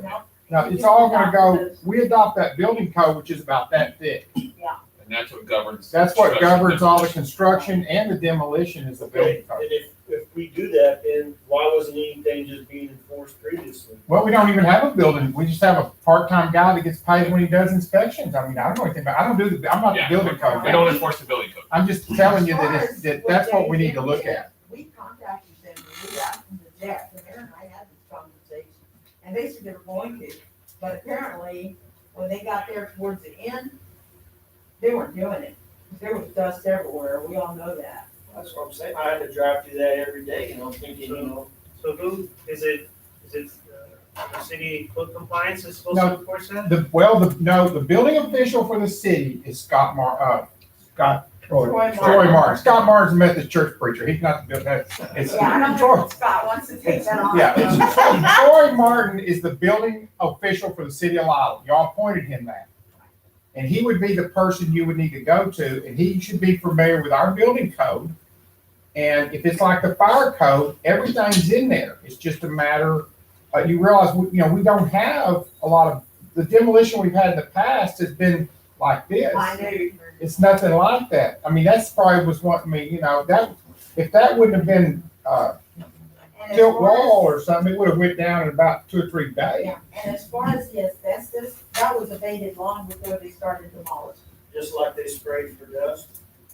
Well, So, let's put it that way, we didn't have any dust when they were doing that So- abatement. just for clarification, so we have a situation like this, we get Troy Martin involved, and then he literally can stop what they're doing? Sure, we do, as fire marshals under the fire I code, think she's stopped we do working. stop work, Matt has done stop work orders before, you know, He's if, done stop orders before on different projects because it's not going the way they, So was he contacted on this, Joseph? no, he was not. and that's just what I'm saying, is we have the people in place, and we should have the ordinance already in place. It's just a matter of us The ordinance utilizing it. simply adopted the 2009 building code. We have a copy of the code. Yeah, We have it. it's in there, What's the most recent copy of the code? the 2009 code is what. That's what we've adopted. Yeah. The most recent is probably gonna be probably the 2020 now. Yeah, so like Every the, couple of years they. like the fire code, we have a 2006, we're gonna be looking to upgrade that in the next, well, after the first year. But the basic stuff from the 2006 has not, you know, the basic stuff hadn't changed, and the building code is probably no different. I mean, it's gonna, because in 2006, they were still addressing these issues like that, but I don't know what's in the building code. But that would be that's the top stuff we do with the fire code is we would go to that, because when you adopt that code, you adopt all those, that becomes the ordinances. So if we do an ordinance violation based on a fire code, that's what we refer it to. You want to question Mr. Martin on some of these things, because he's more familiar with the code than anybody. Well, that's not what the agenda item says. So, Well, maybe you learn from the experience, you know, that, you know, if something happens like that, or the building was not down, you call him, he'd come out and, There are plenty of small communities that have, ordinances pertaining to this. Well, I guess my question there would be that if you start doing that like with the fire code, you're gonna have things in direct conflict, because normally when that person comes in, like these developers come in, they'll tell us, we're going, okay, this is our fire code. Okay, got it. That way it's a standardized fire code, you know, so they're gonna know that. And the building code is gonna have and I don't know this, but the building code may have a large area about demolition and what's required. And until you look at what your ordinance already is, I mean, it would be kind of wasteful to try to create something else. It might be exactly what you already have on the books. And again, I'm just speaking from my experience with the fire code. Then tabling the item would be, would you consider, yeah. I would say Yeah. probably. Then make a motion to table the item until we get more information on this. Also, motion to table? Okay, any further discussion? All those in favor? Aye. Any opposed? Further. Okay, discuss and consider adopting an ordinance establishing Robert's Rules of Order as parliamentary procedure for all Lidle city council meetings. Charles. Thank you, Mayor. And, I didn't send out an email, sorry for sending it out so late. I guess it was yesterday with the draft of this, and I was digging around and found, the city of Rusk, this is basically theirs substituted out with, the city of Lidle, and they adopted this ordinance establishing rules of order and procedure for, it's not just the council meetings, I think it's all committees and boards. But the purpose of this would be, to keep these movements moving along, keep them in order. You know, as we see, I know that things are pretty informal here, but I know that, surrounding communities have had some issues with, those in attendance at their meetings. They've had a hard time keeping order in these meetings. And what adopting something like this would do is provide a little more structure and allow us to conduct our meetings in a timely manner. But I know that it got to y'all late, so what I would like for the council to do is to, take a couple weeks to review what's been handed out. And we can, reconvene then with any edits or feedbacks, what people would like to see added to this. So we can, provide a more orderly structure to our city. I think it needs a lot of credibility to us, having everything done in an orderly manner. So people coming to do business in Lido, it probably takes a little more serious. So, I would move that we table this for, until the first meeting in October to give council some time to review the draft that's been handed out to them.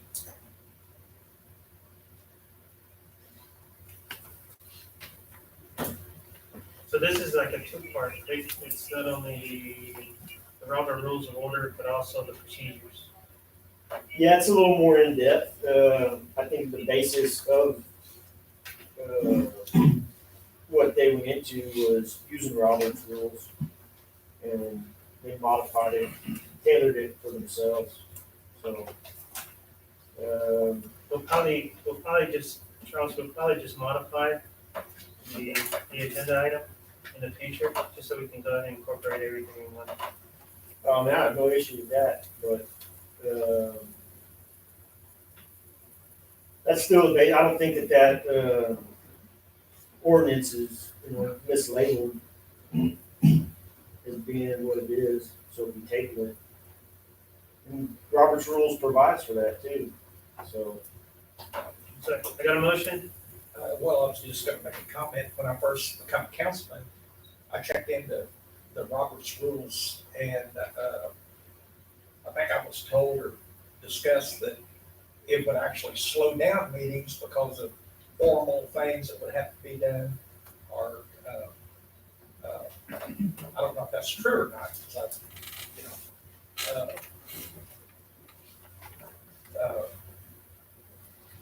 I checked into it at that time. I'm a little fuzzy on it now, but the count, I think the mayor, and I even believe that I talked to you about it, and that we're a little more informed of and it allows you to move things along. But by modifying, I think you just mentioned modifying the rules to our council would help that out. Follow the rules with modifications, so everything wouldn't be just so formal. So Charles is giving us till the next meeting for us to review this. For us, you put a motion out on the floor, let's go ahead and review it, and then we can come back together and discuss it. I got a second, okay, so any further discussion on this? Valid point, thank you. Just to follow on what Jared was saying there, we here already use Robert's Rules of Order as a basic outline for contempt. It's not by ordinance, but meetings, official government meetings, almost always follow Robert's Rules. Robert's Rules states that you can have some flexibility in the rigidity of how you do it. And I think we should have something that's written out like Charles has drafted. Very good job, by the way, Charles. And we just need to make sure that it meets our requirements here. But yeah, we're allowed to have flexibility. We're allowed to, for a small group like this in a small town, we're allowed to be a little more informal, but we're still going to follow the basic guidelines of making motions. Yeah, I read the information that was put on the computer this afternoon, and I didn't see. I mean, the information was good. I didn't see anything. What we probably need to do if we adopt I something thought like we were this is following. come up with a cheat sheet that we can have on a little sheet here, a quick reference where we can look at it at each meeting. And there are dozens of examples online. And I've got copies of them in my bag right now that just show you what to do, how to make a motion, and what to say. So, but this is very good to have the ordinance for us, I think. Awesome. Any further discussion? All those in favor, press the table. Any opposed? Thank you. Okay. E, enter into executive session to discuss the possibility of hiring an assistant city secretary. Charles, on that one, Actually, first question, Tom, can we go into executive session based on not, we haven't advertised, haven't done anything? Don't need to. We can go into executive session. Okay. I just surprised, I had brought this up, you know, not the exact same thing, but a procedure likewise a few years ago. And I was told before the meeting that we couldn't go into executive session unless the council was prepared to do some sort of action. So we'll talk later, we'll talk later. Yeah, of course, I don't remember what you're talking about, Mayor, but I'll be glad to talk to you later. So we'll go ahead and take care of that. Yes, Mayor, I move that we enter executive session under government code section 551.074 to deliberate the appointment of an assistant city secretary. a motion for us to go ahead and go into executive session. Got a second? Okay. We all can convene in the back. Josie, if you can join us, please. Appreciate that. Mayor, I think it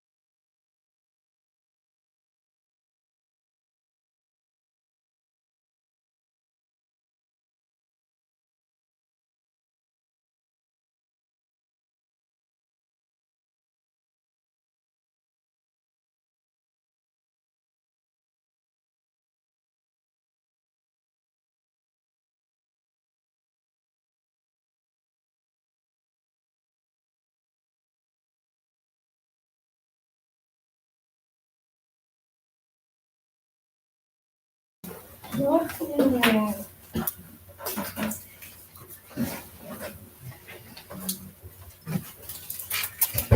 Let me have. Okay.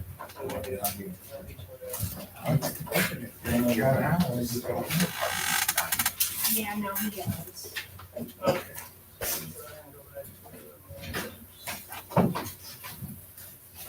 Okay, Josie, will show us back at 8:40.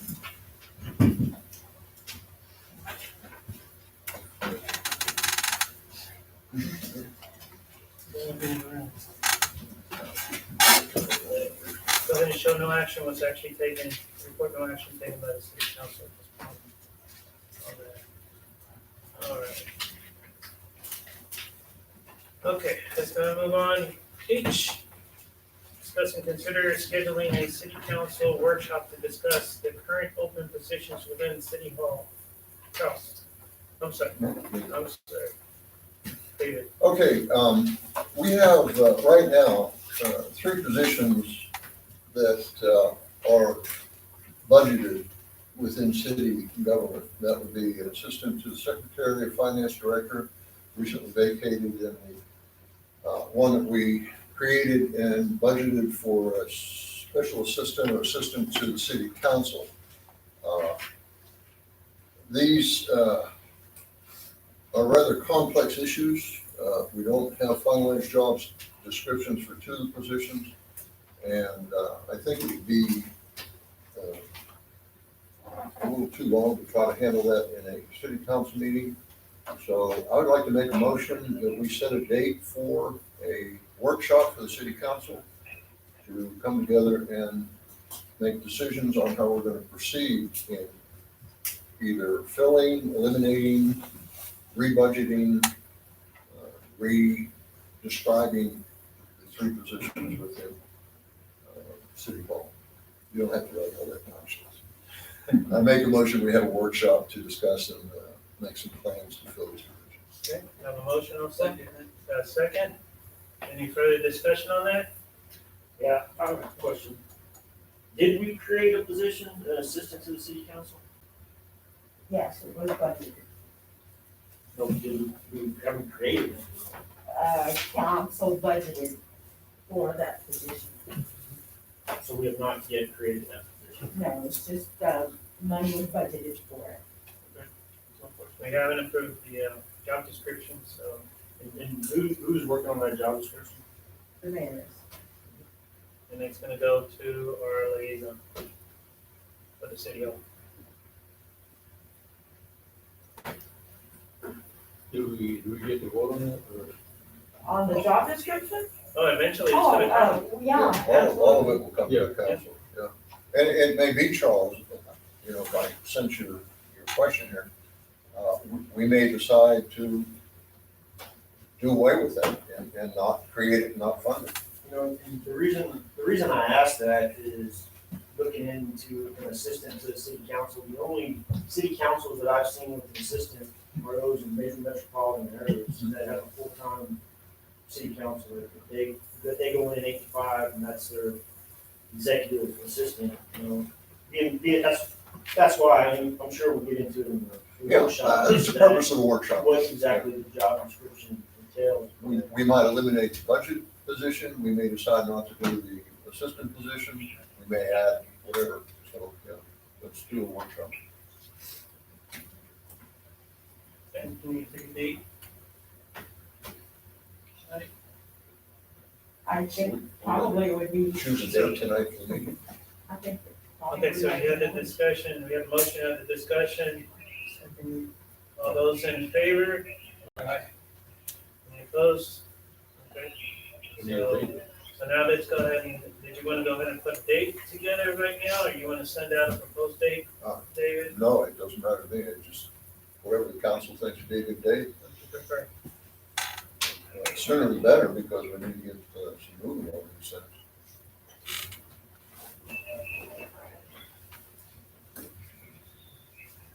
The next meeting, of course, will be on the 11th of October. That's a holiday, isn't it? Yeah, we're discussing that I later. wouldn't be doing that. I mean, the 11th of October is a holiday, so nobody's working. Yeah, we're gonna be, we can't have a meeting that day So, because it is a official holiday, right? No. You can have a meeting on a official holiday. I'll send you an email on it. Okay. Well, I mean, the issue we avoid that is because of staff. Staff's on break, staff's off, you right? guys, do you wanna do it the week before, the week after? You wanna do it on the 13th? Is that too late after our meeting? That's back to back. If the council approves it, or do you wanna do it next week? I'd say the same better. Next We week. do it next week, and whatever comes out of that workshop, we can put it on the agenda. Yeah. October 4th. Do something about it. So, Go with the 4th. I'll do it for us. what? Okay. Next Monday? That would be next Monday, the 4th. So, You need is there a motion? Yes. I make a motion, we have this workshop on the 4th at, I don't know, what time? 6:30, same time. 6:30? Yeah. Second? A second, any further discussion? All those in favor? Okay. Okay. 4th of October.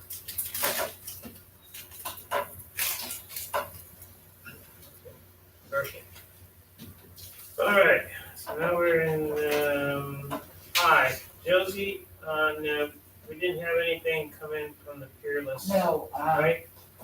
they have revised, or they're in the process of revising their proposal, and Jeff had hoped to get it to me by 5 o'clock today, and I checked at 5:30 and it's still in here, so I guess they didn't get it to him. Okay. So we're on, I consider an act upon the proposal from Peerless on the water well. Let me just call Jeff, just to verify.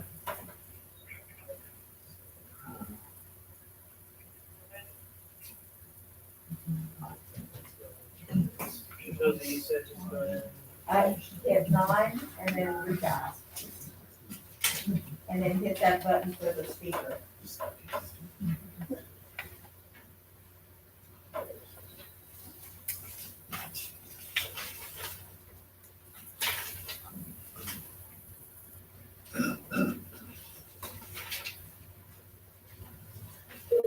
There we go.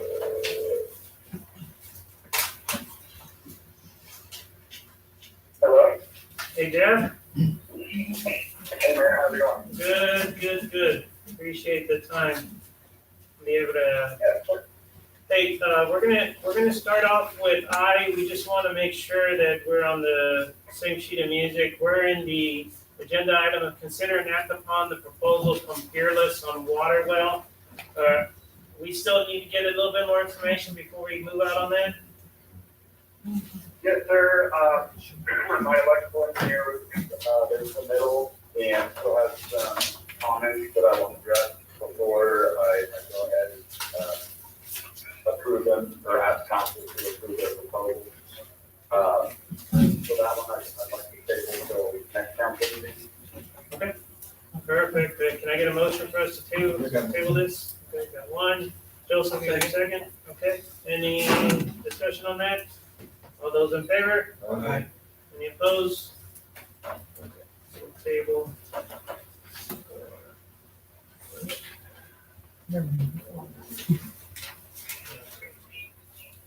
Okay. All right, Jeff, here we go. J, consider an act upon the bid received on phase 4 of well project. Turn it over to you. Sure. Thank you, Ruben. And you guys hear me fine? Yes. Okay. So first, I just want to apologize for not being there in person. My wife was sick, but as Mayor said already, we called in for this one, so appreciate that. Yeah, to quickly summarize the event over the last couple of weeks. So we had the bid opening last week, and we received unfortunately only one bid from TTE, which is a contractor that city has worked with, several times before. The bid came in at $754,000. This is more than anticipated. However, with the way costs are going these days, my ultimate recommendation would be to approve them, to do the work, namely just because of the time constraint, that we are currently under, just the fact that the city is operating under one well. I think the way to get this well operating the quickest is to just move forward with their bid. I'm happy to answer any questions or to go into more detail. If you want me to do that based on Friday. So council, just so you know, we actually had a team get together with Jeff and just go over the information before the council. My understanding was coming out of the team with Reese, we had James in there, Josie, we had Tom in there. Was basically for us to go ahead and proceed with trying to do this. Even though we understand the cost that is associated with it, but just because of the timing that goes along with it. The money's in the budget, right? We already have the money. No, it is not in the budget. We were waiting on the bids to determine. And we said we were gonna amend it. We did get that CARES money in August. We do have like close to 87,000 from the CRF funds. And then also money set aside from the impact fee and stuff and water. And then we're hoping on that 379 from the ARP fund next August. If we add all those up together, we'll have more than enough. What's the time limit for all this work to be done? Well, that's the other bucket. So Jeff, the question is, the time frame for getting this completed. Right, I'm glad you asked that question because, the contract time that we had in our bid is 180 days, or essentially 6 months. The contractor is asking for additional time just because some of the, there's, as you may know, there's just been material delays worldwide. And so there are some of the items that have longer lead times.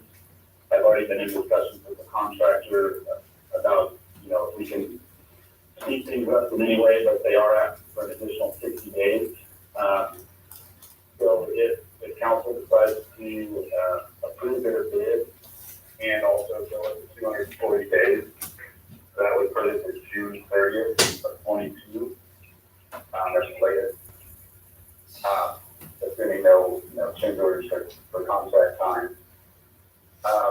Just to give a little bit more background, we did discuss what other options we had, and the main one that I came up with was remake the project. To me, there are risks associated with that, namely that you're delaying the project a minimum of 1 month, because basically we would have to go back and advertise again. Go through the whole process of doing the public bid opening, and then coming back to council. And there's no guarantee that the bid that we would get would be any lower than what TCE has submitted now. In fact, my fear is that prices will actually go up. Just talking to the contractors today, when they get purchase orders from vendors and material suppliers, typically in the past, their prices are good for 30 to 60 days. If they're materials now, they're only quoting for a few days to a week at a time, which is kind of unheard of. So prices have done nothing but go up over the last year and a half. I think it's all related to COVID. Sir, that is why I am recommending you to proceed, because it's essentially the fastest way to get that well online. We run into that problem, remember, with other contractor out here where, that's our fault, I believe, for, things that we had to do. He had set the price for the pipe, and then when he, was ready to do the job, the prices had risen. So if this bid is approved at the price that we have, if prices, go up on the material, are we gonna be charged beyond the, bid? Not if we move quickly, so basically, once the contractor gets a notice to proceed order, he can then put in a purchase for his materials. Because if we, excuse me, No, go ahead. yeah, as a councilman, if I, approve this cost, then I want it set to where we won't run into that problem with the other, like before. That if, we set this, it's not gonna go in the bid. Well, so I will say, so the contractor's bid price, you have to hold that price for 90 days. And as long as he'll issue that notice to proceed within that 90 days, or actually whether we get the contract signed, which we should be able to do actually within 30 days, and then we would issue the notice to proceed, then he wouldn't be able to increase his price. Okay, thank you. I talked earlier today, he said he would even, take the risk, if council approved it, he could even potentially start ordering materials now, which he would be doing at his own risk. So, he's offering that to try to speed up the schedule. Thanks, Jeff. Anything else? So the ones that were on the, committee that looked at this and the price, you approved that? Well, we didn't like the price, Jerry, Yeah, that understood. we guys had actually bid, first time around, and, for the same job. And it's about double in price. Yeah. But there's nothing, About 300,000, I think it's 359. 359 or something like that, Yeah, What was the justification for that? price increases, they say COVID. COVID. everything's What gone was up. the amount of money that we got in the ARP? ARP, we got 379, 855, or 69, and we're setting that in August of next year as well. That would take care of it. We also have $86,580 from the CRF funds that council had allocated for that. We also have money in reserve in the water fund, and we also have, impact fee money too, that we use for that, so. But we don't have to pay them. No, it's gonna It's gonna take a time. It's gonna take time. Hey, Jeff, Yeah. I'm gonna put you on mute. Can you hold on? Yeah, sure.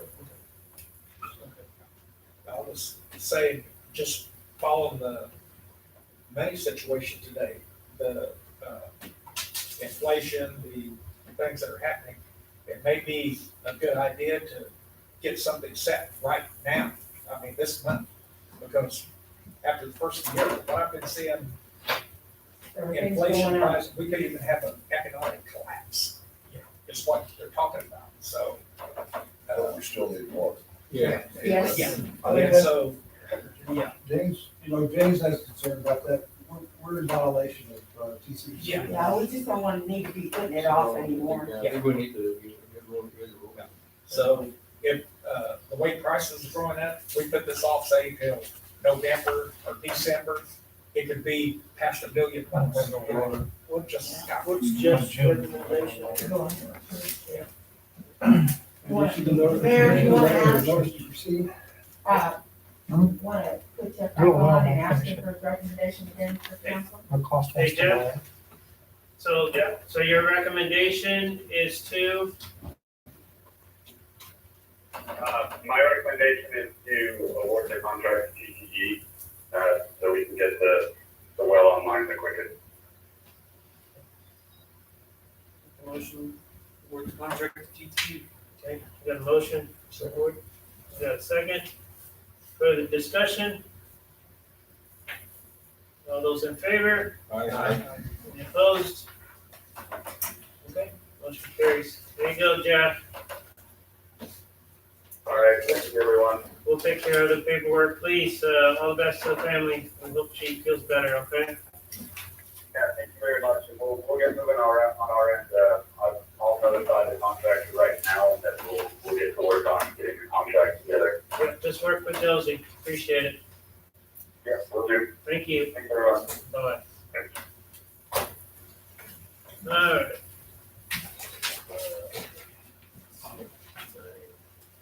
Okay, let's go ahead. Move on, K, consider and act upon the interlocal agreement with Medina County. Is anybody missing an interlocal agreement in their packet? Or is it just my packet?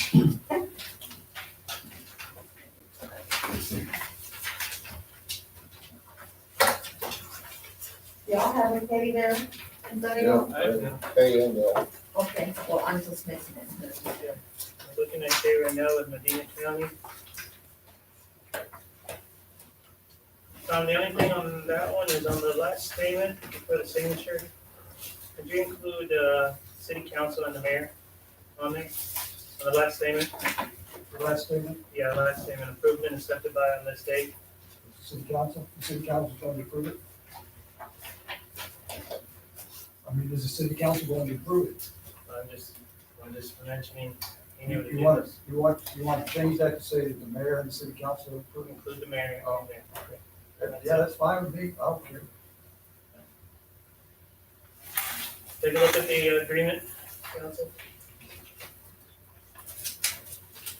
And the background on this one, just to let you know, I know Joseph, as the previous time that we discussed it, this is to be, the main thing is to help us out with maybe some of the roads in different areas. The immediate one right now with Commissioner Sitter would be with 681. So he's looking at trying to help us out with taking care of that place. And from what I talked to him, right now, he's saying that he's willing to go ahead and just continue on and not ask for any assistance from us. But we need to have this in place in order for him to be able to do that. Some of the work that we'll need to do over at Twin Lakes, that'll require some more, and that's gonna be with a different commissioner.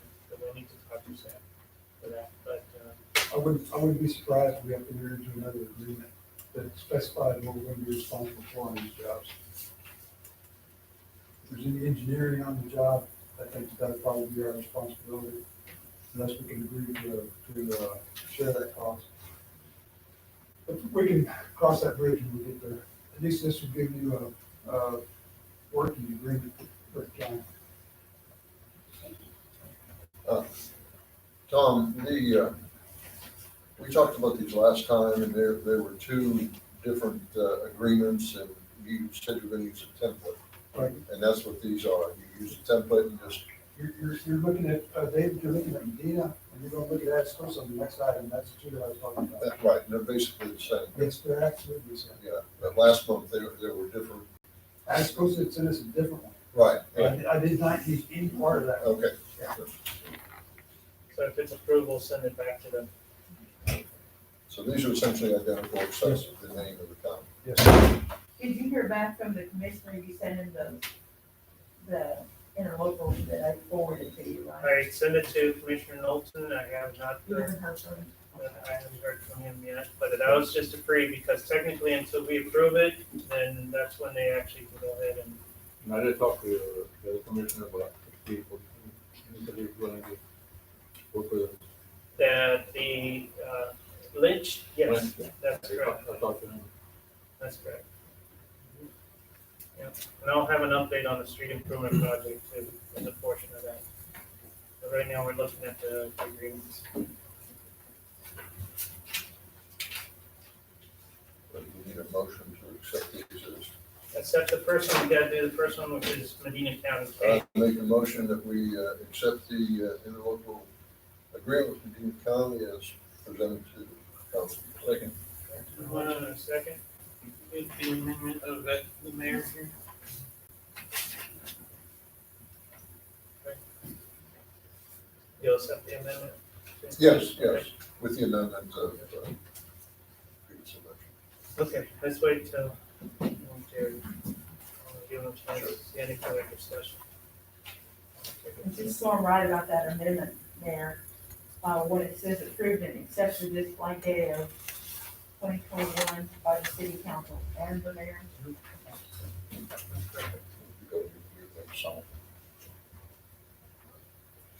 What do you, Jerry?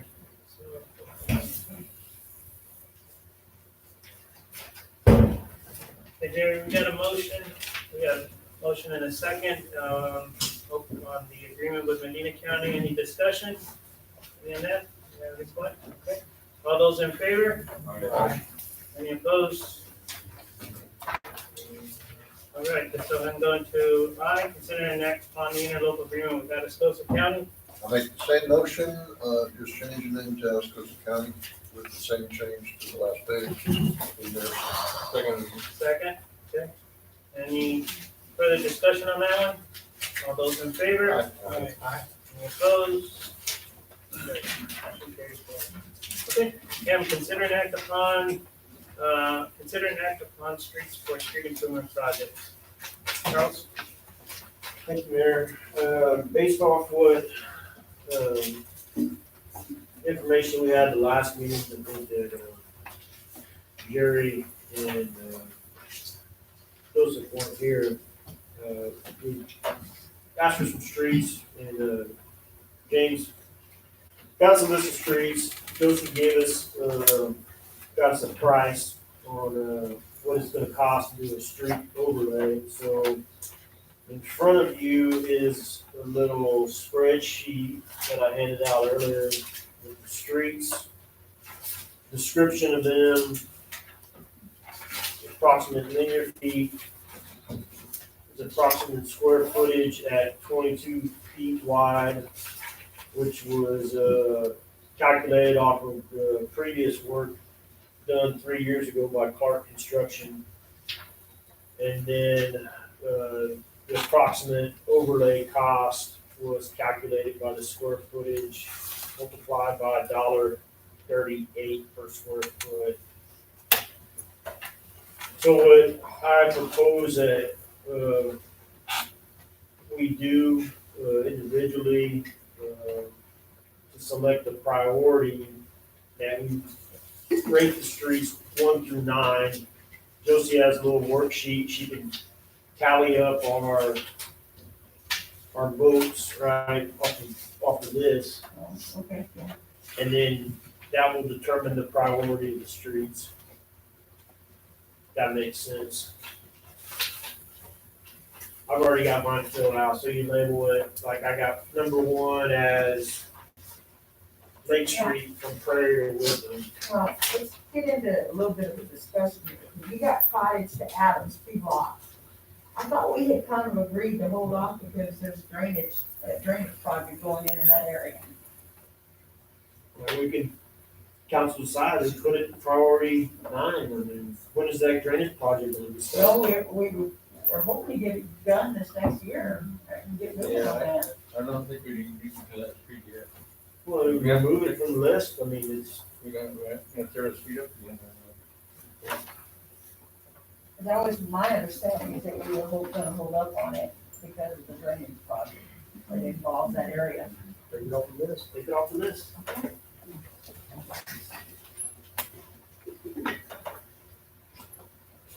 The only other 2 that we had talked about in the past was Priest Boulevard and Wisdom. So we're just leaving them off the list on those. Also, 6842. Yeah, 6842 is not on there either. That had been discussed. well, I mean, we got 50 streets that all need work. We're going to put all the streets on there. And we asked for the Director of Public Works to bring us a recommendation, which we were happy with. We can, you know, even off these calculations, you remove $20,000 off 231, we budgeted $250. We're gonna have another $40,000. You know, we can go back and add another street. Priest Boulevard, what's the length on that? Quarter mile, yes. Isn't It's probably a good quarter Two, mile, it's yeah. two streets. it? Coming in and going Yeah, out. yeah, 2 lanes. 6842 is a gravel road. Yeah, that's what we talked about, getting that interlocal agreement with Medina County to have them I mean, this is an overlay, I mean, this is going back in, you know, if it's just gravel road, it's gonna cost more than $1.38 a square foot. So let me provide an update now with Medina County because comment, you know, the concern came up of what they can do. So right now, what they actually do is a two-phase. One is preparing the road and the second one is actually doing the overlay that goes. One of those parts is, You need to define overlay, Mayor. the overlay is Yeah. basically putting the asphalt. It's a coal mix, So- correct? Mhm. It's a seal coat. Yeah, It's not a hot lane. it's, yeah, That's why Charles is saying, these streets we started about, you're gonna put hot asphalt down. On these other streets that the county can help you out on, it's not gonna be hot asphalt. It's just So gonna be simple. Seal coat. they shoot oil and they put like a half inch, that's all they do. correct. So right now, that portion of it is contracted out. So what you had heard is they only do certain parts is because they contract the other portion of it. So they do one part and they have contract. They're waiting for the machine to come in. So the machine, they bought it already and they're waiting. So, and hopefully in the next few months, that's what they're saying, comes in, they get trained, they should be able to do everything on the road. I asked the question to Commissioner Lynch, based on the condition of the roads that are out there, would you be able to prepare that road so it would be a regular road out in Twin Lakes? They won't put hot mix down, It's a seal coat seal coat. with a rock. But he said that they would get it to the condition that it would be a, Maybe a lot better than that. Oh, yeah, no, I agree with that. About anything I didn't is say much. so he said that they can. Right now, they just contract portion of it, but in the future, once the machine comes in and they're trained, they should be able to come in and just do everything. So I just want to make sure that everybody understands what they can and cannot do.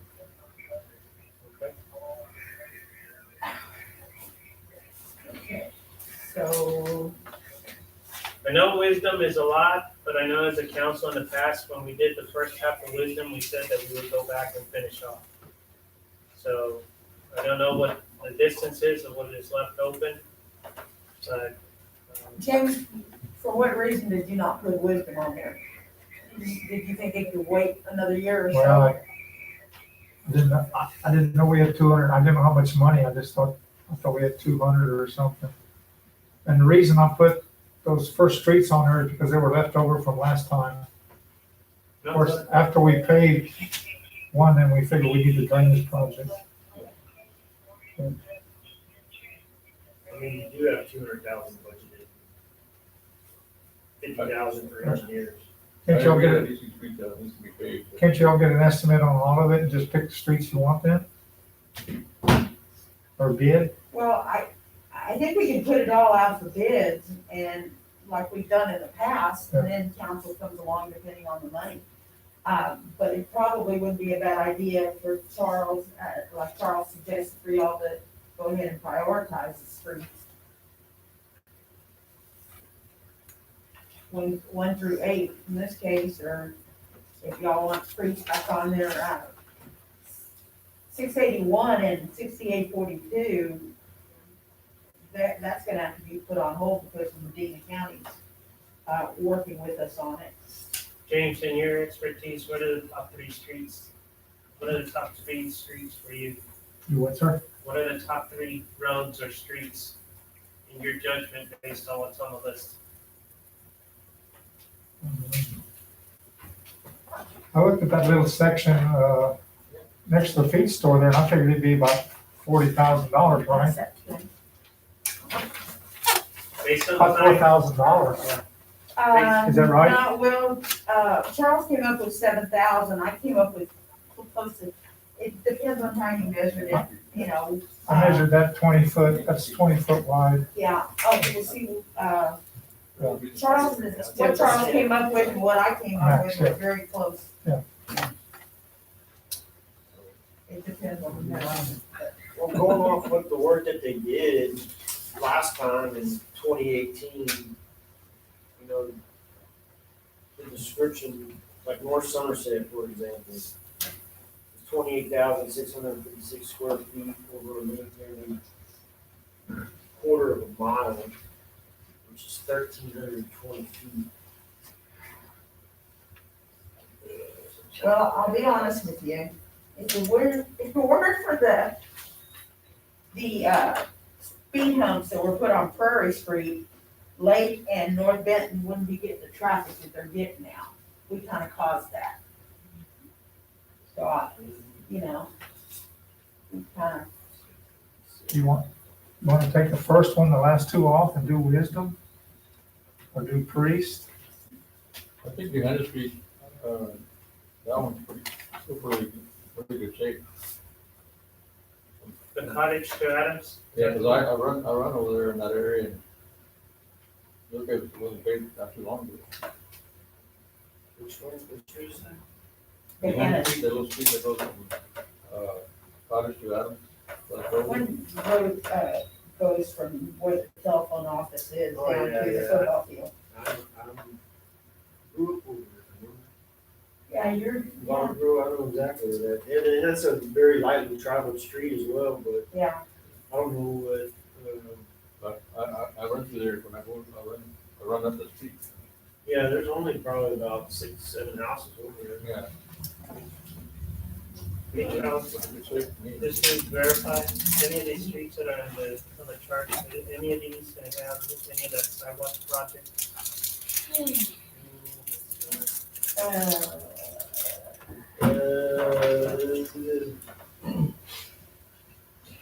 good question.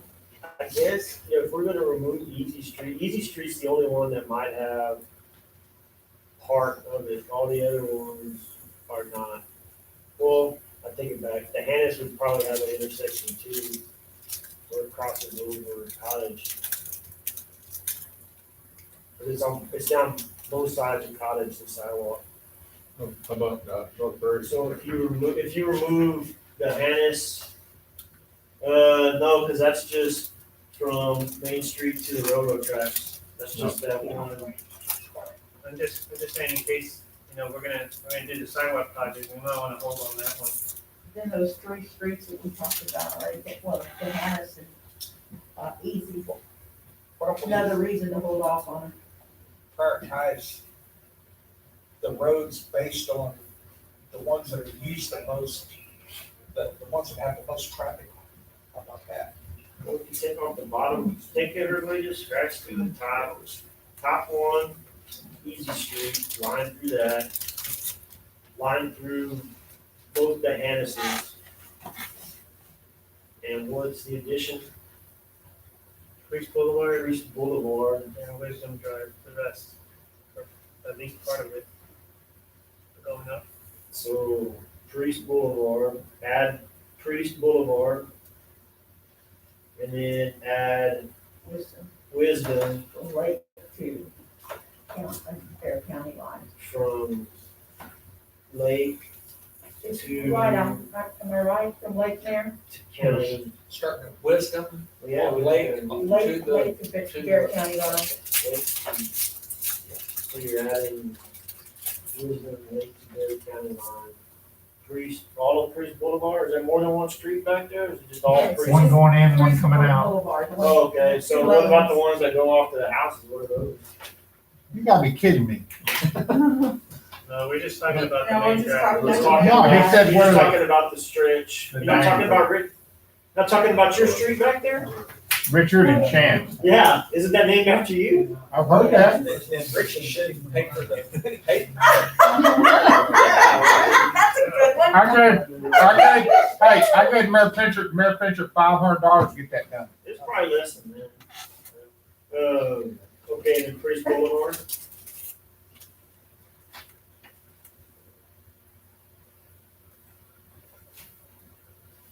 I'm sorry, Derek, I'm just trying to. calculate.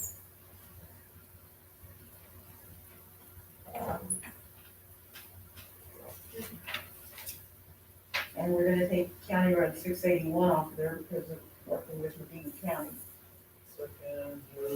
Well, that one is from the second, no, that's from the second school They're not drive. gonna, So it's From in the front second of, school gonna drive seal coat. to 2790. Talking about, the county, you're talking about past that, like, down that, till yeah, it it's a little bit dead further. ends. They're gonna come into the city side, but it's a little bit further. The one that Charles is talking about is right there by the school.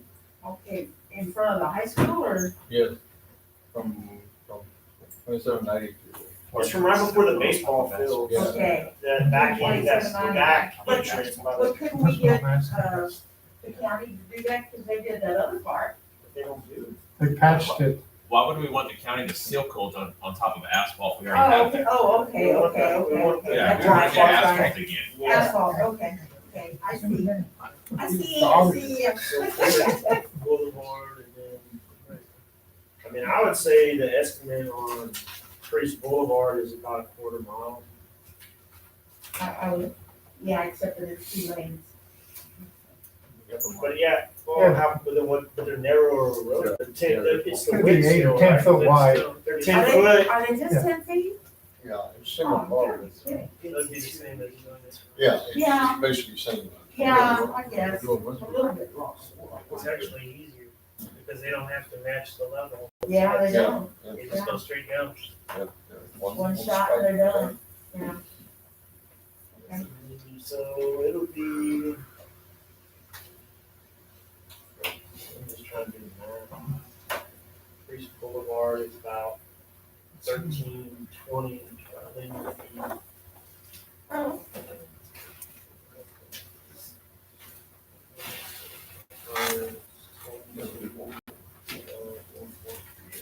So it'll be about, my estimate for Priest Boulevard would be about 40,000. Based off those other calculations. 40,000, approximate cost for that.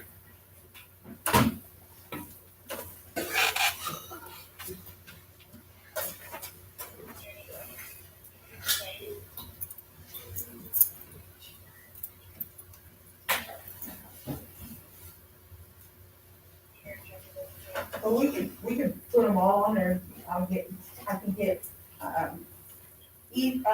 North Prairie, Oak Street, Mesquite Street, County Road 681, North Benton, Lake, Priest Boulevard, and Wisdom Road from Lake to Bear County. We can get them all on the list and have James measure them and put them all out for bid, and depending on what we do,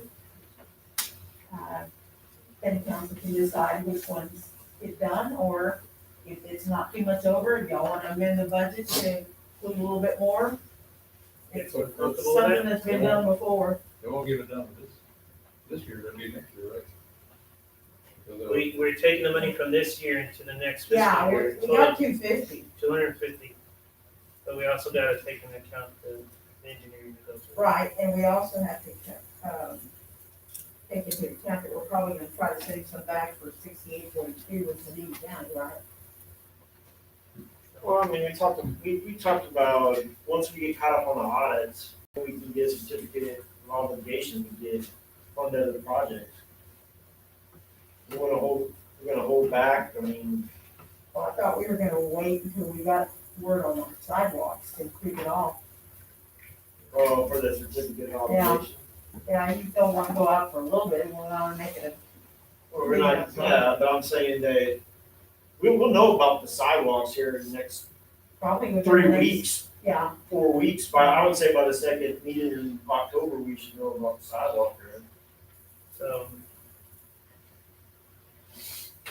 Can we go ahead and, this gives us an opportunity to go ahead and do the bid and get it back based on adding these 2 streets. They'll probably end up being past the area, but it'd be really close, I think so?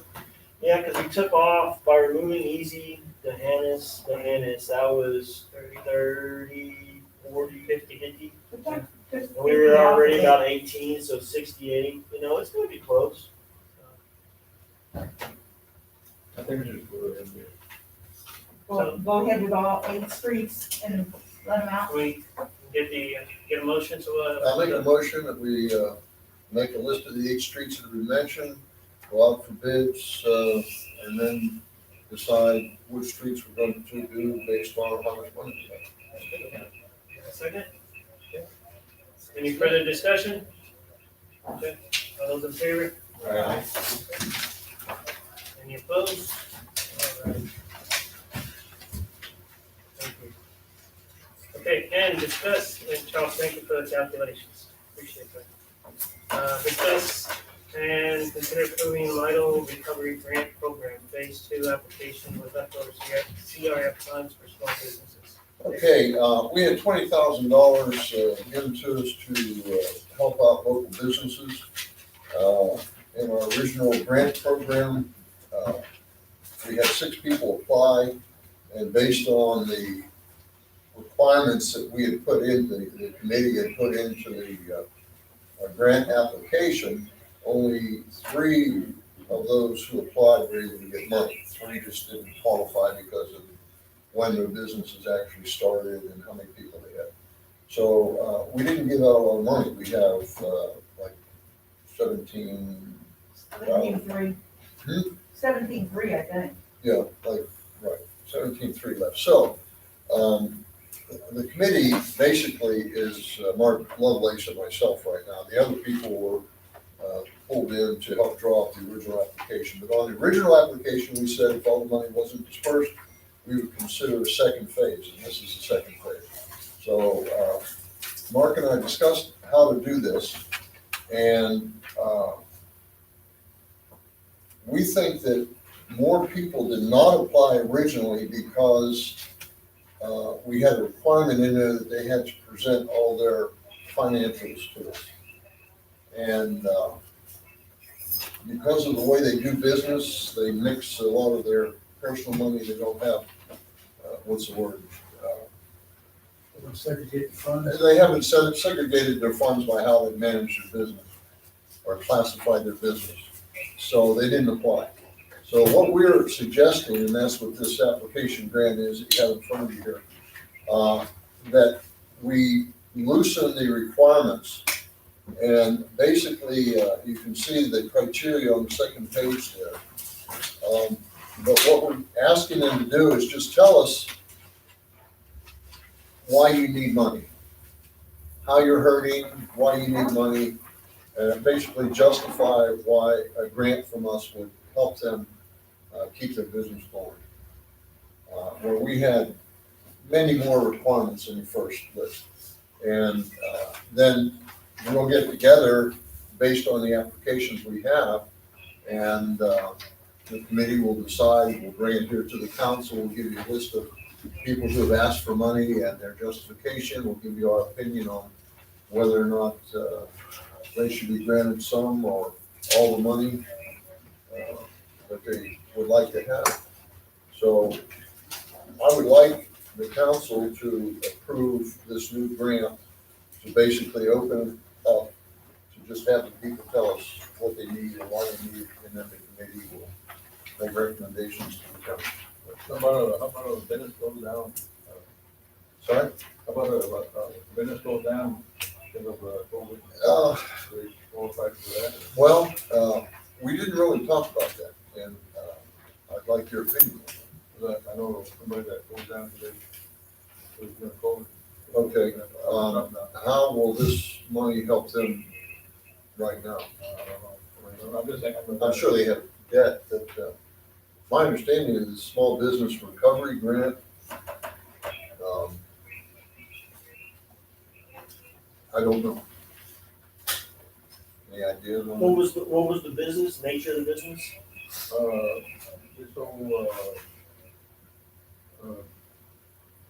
it was everything. So they would go and buy storage places, and they had a place downtown, and they had a shop downtown, and they sell all this stuff out. They had furniture, they had. They ended up, what did they do with all the stuff?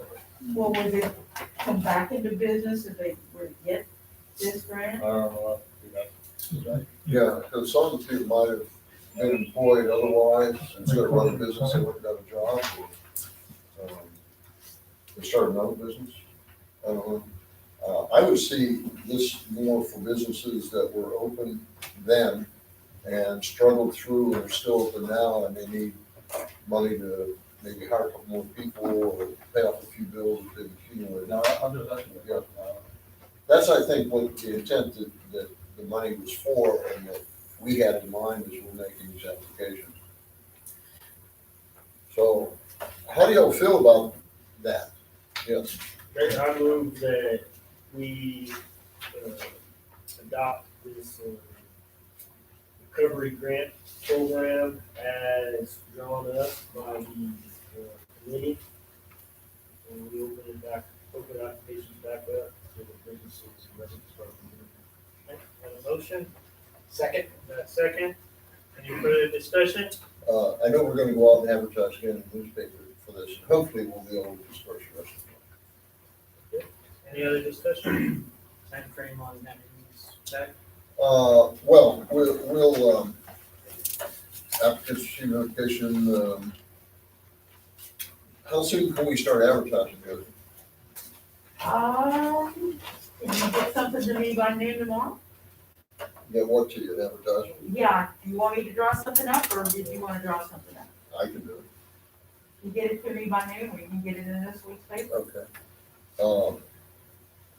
Got the month of October, so I don't know how much time period you can use. Yeah, that's what I'm thinking, if we wanna put it in the paper a couple times, but, we can close it out like mid-November. Is that too far down the road? Or- 'cause people are gonna wanna dig into their stuff, and let's say mid-November for, closing it, so November. I don't know, 15th, I'm gonna calendar.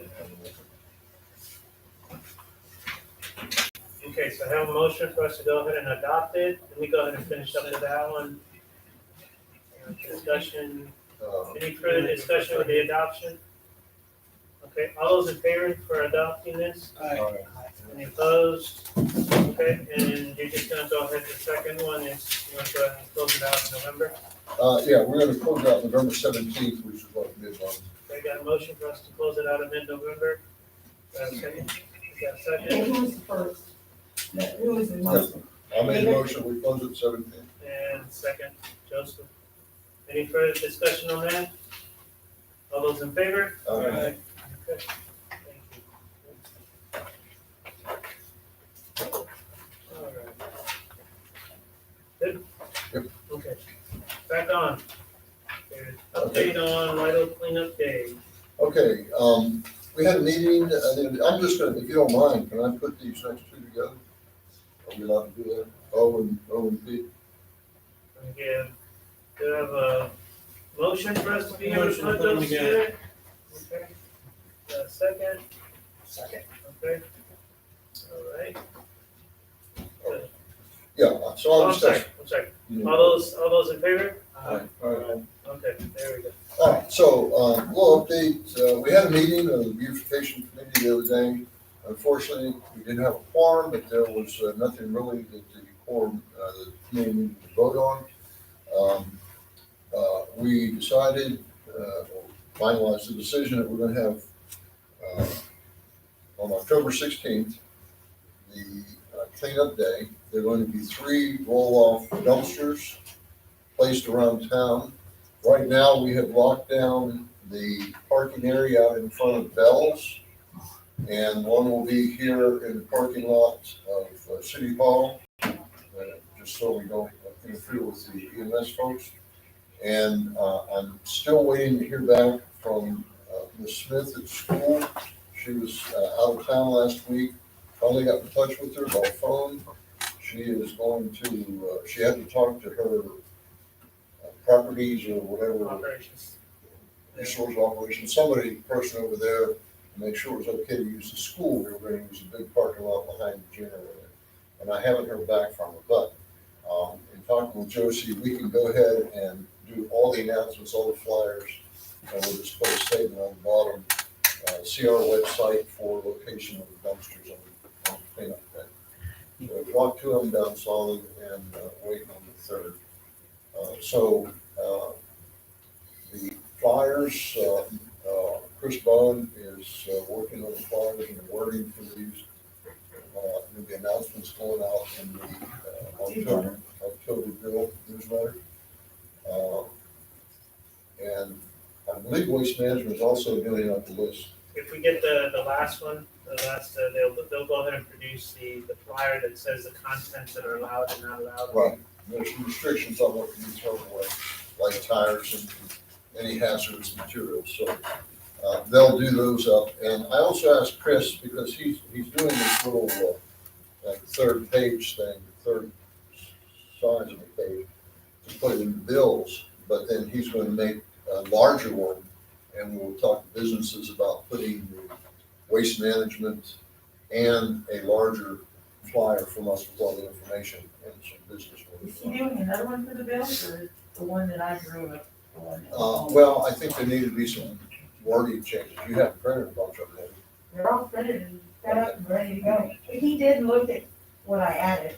Okay, He did, yeah, he did approve it. after the meeting? Okay, then we're good. Yeah. 'Cause we asked him to get together on that. Yeah, he did. And I asked him to make the larger ones to put in the window with the waste management. We'll go around with some businesses to try to get that. And are we doing advertising on this too, Jason? I'm getting something for the paper. Okay. Paper one. So, don't know why the other members of the committee weren't there, but I think we got a lot done. They seemed like they're really anxious to get busy, and they talked about a few other ideas like the library, doing some maybe flowers or some sort of landscaping as a project over on the library. So they're really keen on making life beautiful. So I think we're on track for the October 16th, and we have a rain date for that, I think is the week later. So that's all I have to report on right now. One thing I'd like to add on that, just so the council to be aware, we actually have, Medina County has, it's gonna help us out as long as James, you update? Okay, so, Medina County is willing to accept tires that come out of Medina County, specifically out of Twin Lakes. So we won't have to have the cost that goes along with the disposal, except the cost of them, the labor and the transporting them to them. Oh. So they agreed to take all those tires. It's waste management. Stretch of road. Yeah, because the waste management will not take the tires. Right. Yeah, we need to free up that area so the people that will haul it, they'll have a fresh area to put some. Don't blame that, don't blame that. One other thing, and this is for James, the fellow I talked to with HEB to get approval to use the Bell's parking lot, had one condition, that we put some plywood down to put the dumpster on, so the metal wheels of that roll-off don't sink into the asphalt. Do you have some scrap plywood or something that we can put down there? We can check. Or 2x6s or something like that? Council, if you can just excuse me, I'm gonna ask my better half to answer a phone. This is Lucas' wife. So, you might take So anyhow, just a heads up for you, Yeah. James, you're gonna need something down out there Yeah. on the morning of the 16th, pretty early. And they've given me a map to show the approximate area that we're allowed to put that dumpster in, and I'll share that with you. Yeah. Okay? It's gonna be that's a pretty good run. That's about 30 feet, isn't it? Yeah, but we only need it under where the hard wheels are. Yeah, but the wheels roll off the truck and roll back Yeah, that's the right. wrong way. It's gonna be hard to position that thing on plywood, because once you drop that thing off, because they raise it up, and then the truck pulls forward, and it slides off. And it's, Yeah. you can put some chocks back there. You can put some wooden blocks, maybe, Keep it from rolling. possibly. Yeah. I mean, it's gonna be some bootleg stuff. I mean, normally they just, He was just very adamant that they've done this before at other locations, and it's chewed up their asphalt. When they do our recycle bin there, every time they drop the dumpster, it cuts the asphalt, gouges it. We need to talk to Chris. So we need to get See something. where we can find Yeah, something. we can talk about it. okay, what about putting it in that little field out there, Tenskott's right away? There. Right there. Thinking more. Maybe if we Where? put that little triangular piece out there that's not in the parking lot, that grassy area. Ain't gonna, what are you gonna mess up out there? Probably still need to ask HG. We're gonna move the location. They gave David Yeah, a we're. location. we can talk to Chris, and we can iron that out, try to do that. Okay, let's go ahead and keep going. Thank you for the updates, appreciate that. Q, consider and act upon changing the date as council meeting due to a holiday in October. As we mentioned earlier, the 11th is a holiday. Is everybody okay for us to go ahead and do it on the 12th, on Tuesday? I make a motion to go ahead and do that. Tuesday. The 12th of October? I'll second that. A second. Okay, any discussion? All those in favor? Any opposed? All right, thank you. R, consider an act upon the day to use for New Year's Day holiday for employees. Joseph. You'll have a deal in your packet where New Year's Day can fall on a Saturday. And you see where our policy manual says that it's supposed to be determined by the council as to whether it be either a Friday or a Monday. Personally, I think our employees would like the 31st off, getting ready for New Year's. Is there a poll taken? No, but you know, I mean, people want to take off like it December might- 31st. Yeah. What do y'all want? What is I that mean, department's for? It works better for us on the 31st, 31st? you know, because we need to get back Monday, we need to start back with a new year. We don't want to Yeah, fiddle we around the want holiday. to prolong it. Yeah, because Mondays are harder because everything gets thrown off and then you're like, oh, So you want to go with the 31st? yeah, I mean. That'd be my How opinion. about you, Santi? Yeah, 31st fine. Yeah, that's, James? Yeah. Or we can have half a day on the 31st and half a day on Monday. Oh, Richie. Mayor, I moved it, we moved the holidays to New Year's to December 31st of 2021. I'll second that. Any further discussion? All those in favor? Aye. Any opposed? All right. Perfect. Let's consider an act upon authorizing the ordering of the 2022 F-250 Super Cab vehicle for ACC. For animal control. Yeah, just want to get permission just to get a PO to get on it, because it's taking so long for Public Works to get their truck, took so long to get their truck in. They do have the truck. Yeah, so I wanted a diesel or gas, I told them gas. So, but he doesn't have the truck and it is, depending, I asked him, go just to get an estimate, how long would it take? And emailing them that day, it was like 3 days ago, that day from 120 to 150 days would take to get the vehicle, but depending. But they do have that vehicle, And this is within the budget that we were Yes. talking about. same price, he quoted the same price we did it in there. So, nothing changed on the truck.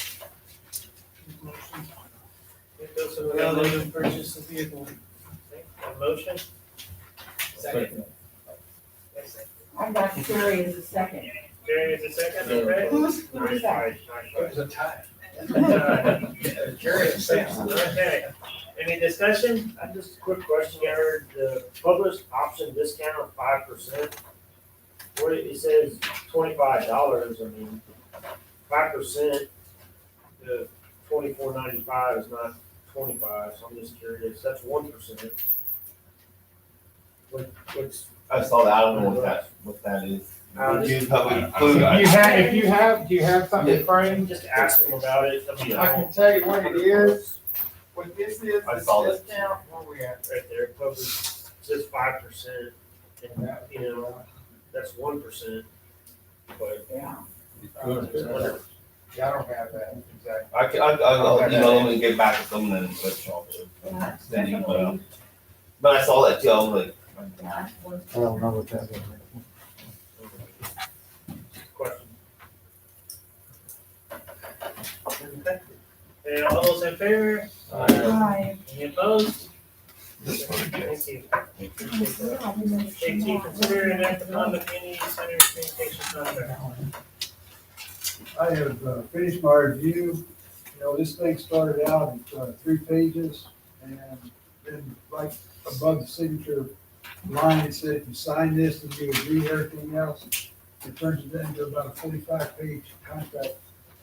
So I've made my changes, I've got to send it to John, we'll send it to Bob Cohen, and we'll see what we can agree upon. Do you want to table it? Yes, sir. You can put it on the next, well, you can put it on the next meeting, Jerry. It's going to depend upon how long it's going to take comms and look at. I make a motion that we go ahead and, put this off until we know when we can approve it. Got a motion for us to go ahead and table? A second, any further discussion? Appreciate that, and Tom, I appreciate your assistance with that. Here recently, when we had the power outage that happened, that building didn't have power. We relocated the police department over there, but we didn't have anything, so definitely appreciate your assistance to try to help us out with that. I got Sam as the second, but did I hear you too? Again, we have a tie. We're racing over here. Yeah, It was, okay. Okay, let's see what time, we got 9:45. Josie, how much, do we still have time to do something for the homecoming parade if we do it in the next meeting, if we discuss that? Can we wait? Or do you wanna? Y'all can approve for me to do something and maybe set a money amount. They may not wanna do anything, who knows?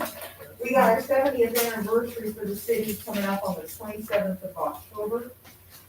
Mary and I had discussed something, back when we had our 60th anniversary, was also when they were having homecoming around the time. So we had these little hand fans that we handed out to people along the parade route that had on their City of Lytle celebrating its 60th anniversary. Yeah, so I did find something that we could do in the way of hand fans.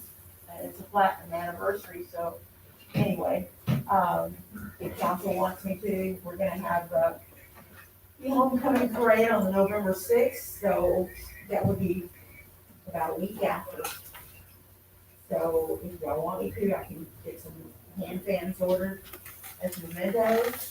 And if y'all want, we can order some stuff to work on float, depicting our anniversary. I think, I think we have a vote. Huh? I think we should have a vote. Yeah. So, What do we normally spend on it every? Well, Saturday? Are we decorating ourselves? well, we could probably save money if you did it. But, would it look, no.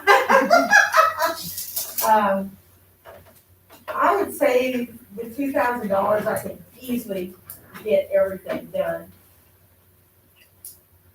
And probably not even that much. Depending on how many fans I order. That comes out of the hotel. No, it would not. This isn't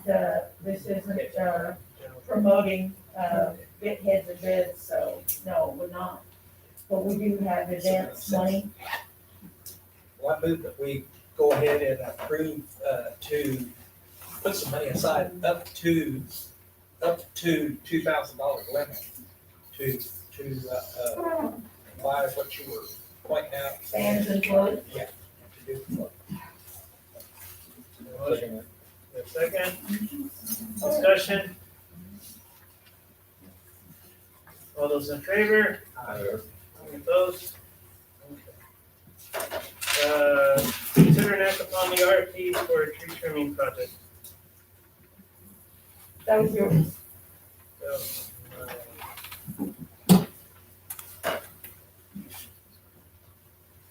that was mine. I don't think I have anything on there.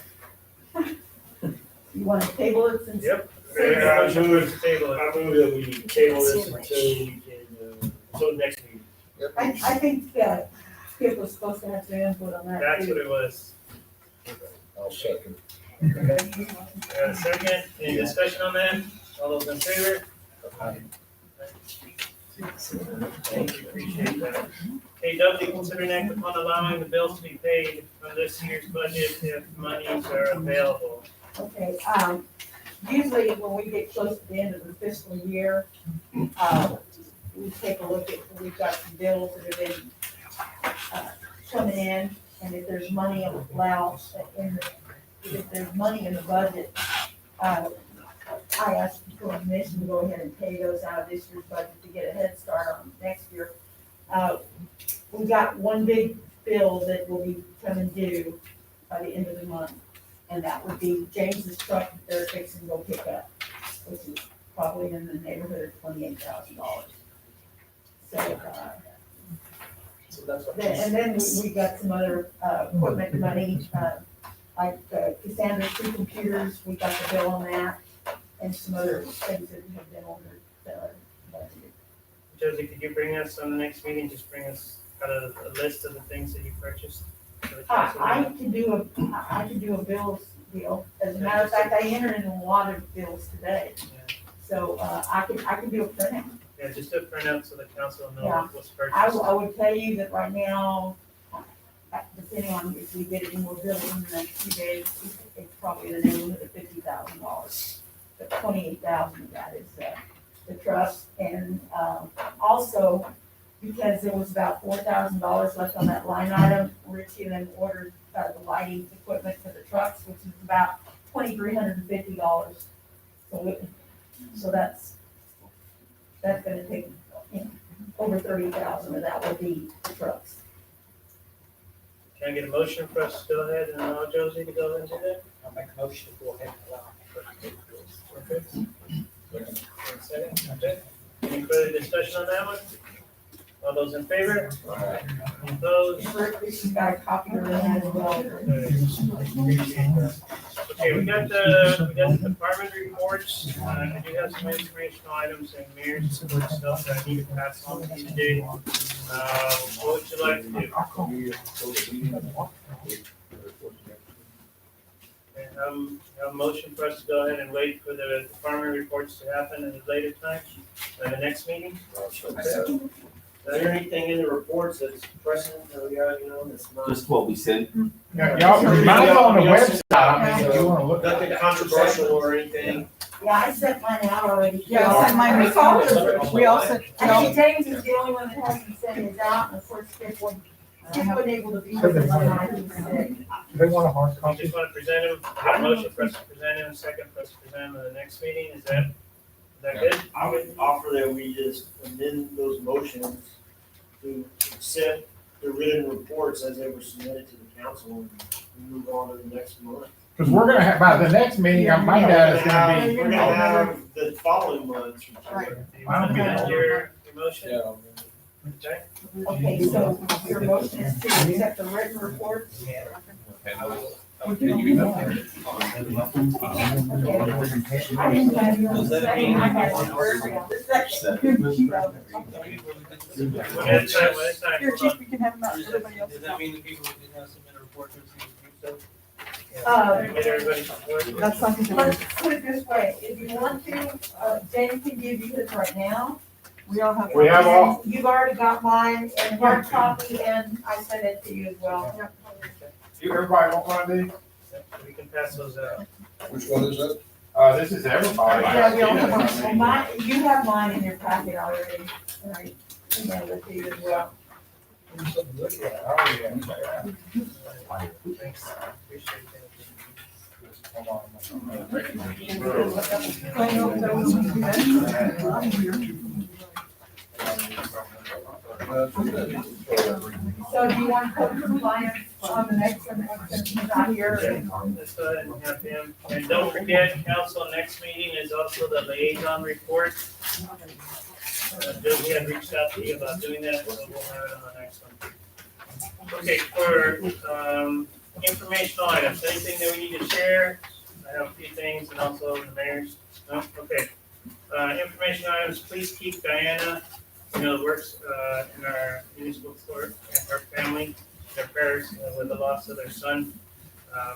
We'll get more information, Josie will determine whether or not we need to go, or maybe close up a little bit early that day, if necessary to make sure that proper respect is given to the family on there. If you'd like to help out with anything, please talk to Josie.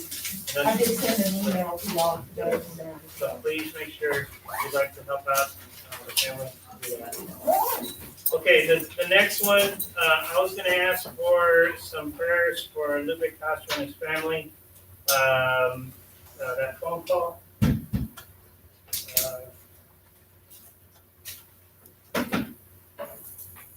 He's serving a big guy in the sky right now. So, more details to come. We'll let you know. He just passed away right before 9 a.m. So please keep the family first. Minimize phone calls. I know the family's gonna be very busy. If I hear anything, if Josie, if you hear anything, let's get it out to everybody. I will. Okay, please help us out.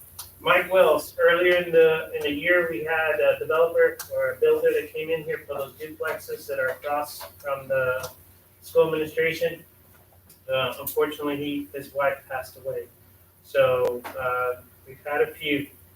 Can't overemphasize, please make sure we take care of each other, do what is the appropriate thing with COVID, based on circumstances, just take care of each other, and look out for each other for that. Please help David and beautification, let's get the word out on the 16th of October, push it out. The flyers are coming, but start advertising, the more that we get it out, the better we're gonna have. DC Bistro, which is the old Pirates Cove, they had a little boutique next to it. That one, they're shutting it down and they're gonna extend the coffee services that they have, so it's gonna look different. What Just is to let this? you know. The TC Bistro, which is the old Pirates Cove. Oh, the Pirates Cove. Yep. Yeah. So they're gonna make some changes in there. I wanna go ahead and say congratulations to the library. The article came out in the newspaper with a grant. That's awesome. Kudos to everybody. And also, I wanna pass on, she helped out a lot with Charlotte's library. They've been working on that library for 20 years. With her efforts and some of the other folks around Atascosa, they were able to get that taken care of. So, and some of the stuff that we had actually. ended Yeah, up she helping. bought some of the. She bought it from us, so it's over there being utilized. Council, just to let you know, the winter storm reimbursement funds from FEMA have been approved. We got 9,000 that is coming back to us, so we can use for whatever we want to use it for. And we're working on another additional 3,000 for donated resources to go along with that. We had a economic development agent that came in from San Antonio. They were hired to look at the metropolitan area. They included Lytle as part of that. They're starting to come out and ask questions in the sense of what's happening in the region. So it's starting to get highlighted outside the city limits in the sense of San Antonio. And this is all part of that San Antonio Regional Economic Partnership. I want to thank the Methodist Church, routinely with the pantry assistance, but also Grace Bible Church here last week. We had 100+ families we're taking care of with that. I appreciate the assistance of the police too during that time frame with the traffic control and some of the things that were going on. I want to thank the VFW, the PD, and the fire for the 9/11 event support that went very well all the way across. Fire, just awesome with a bell that just put a little extra special touch, making sure that we did the right memorial. So thanks to all of them. I want to thank the police for all their hard work on the 23rd of September. 23rd, that was a busy day for them. Officer Ryan Lopez, power outage in the morning. He was one that contacted Richie. Richie contacted me. We got on the horn with CPS. By 6 o'clock, we had the power back up and running. We had a circuit transformer that blew out on the Frio Road substation on there. Special thanks to Richie. And we had 2 of them, 2 outages like Yes, that? we had. Wow. So the morning, that's good. A lot of people didn't notice, some people did. The high-speed pursuit, I want to thank Richie, Danny, Frank, and David. David, special kudos to you. You were right in there, and that's not even trying to extract somebody out of the vehicle. So thank you for what you did that day and helping out. The whole police department, Richie was running around taking care of. Yeah, but I mean, David's the one that was hands-on trying to help that guy. I mean, he Fire won. department, EMS, it was a total team effort to be able to resolve that, and we were very lucky in the way it ended. In a sense of we didn't have other folks that got hurt, especially with the speed and everything involved. Well, and Mayor, you might point out, we had municipal court going on at that very moment, so Yeah, the city council the city hall was at maximum capacity that would normally be at any given time. So it was truly a disaster aversion. I appreciate everything with City Hall, just keeping things going during that time with the power outage and everybody doing what was supposed to be done, and we didn't stop at all. Did the individual survive the traffic? I don't know, We had gotten an update on it? and we didn't. We were hoping to find out He this was weekend. pretty bad. Lower extremities, well, everything, but yeah, that's pretty bad. And lastly, James, thank you. We've had a lot of little leaks here and there, and you just stepped up and taken care of them, and that's good. Be able to keep our integrity with the water that we actually have right now. Did anybody think of anything else that we need to share? Okay. If I can have a motion for us to go ahead and adjourn and say it's 10 o'clock. I'll make that motion, we adjourn at 7 o'clock. Okay, got a second, any discussion? All those in favor? Thank you so This much. concludes our Please, meeting. prayers to the We'll keep you posted. Information.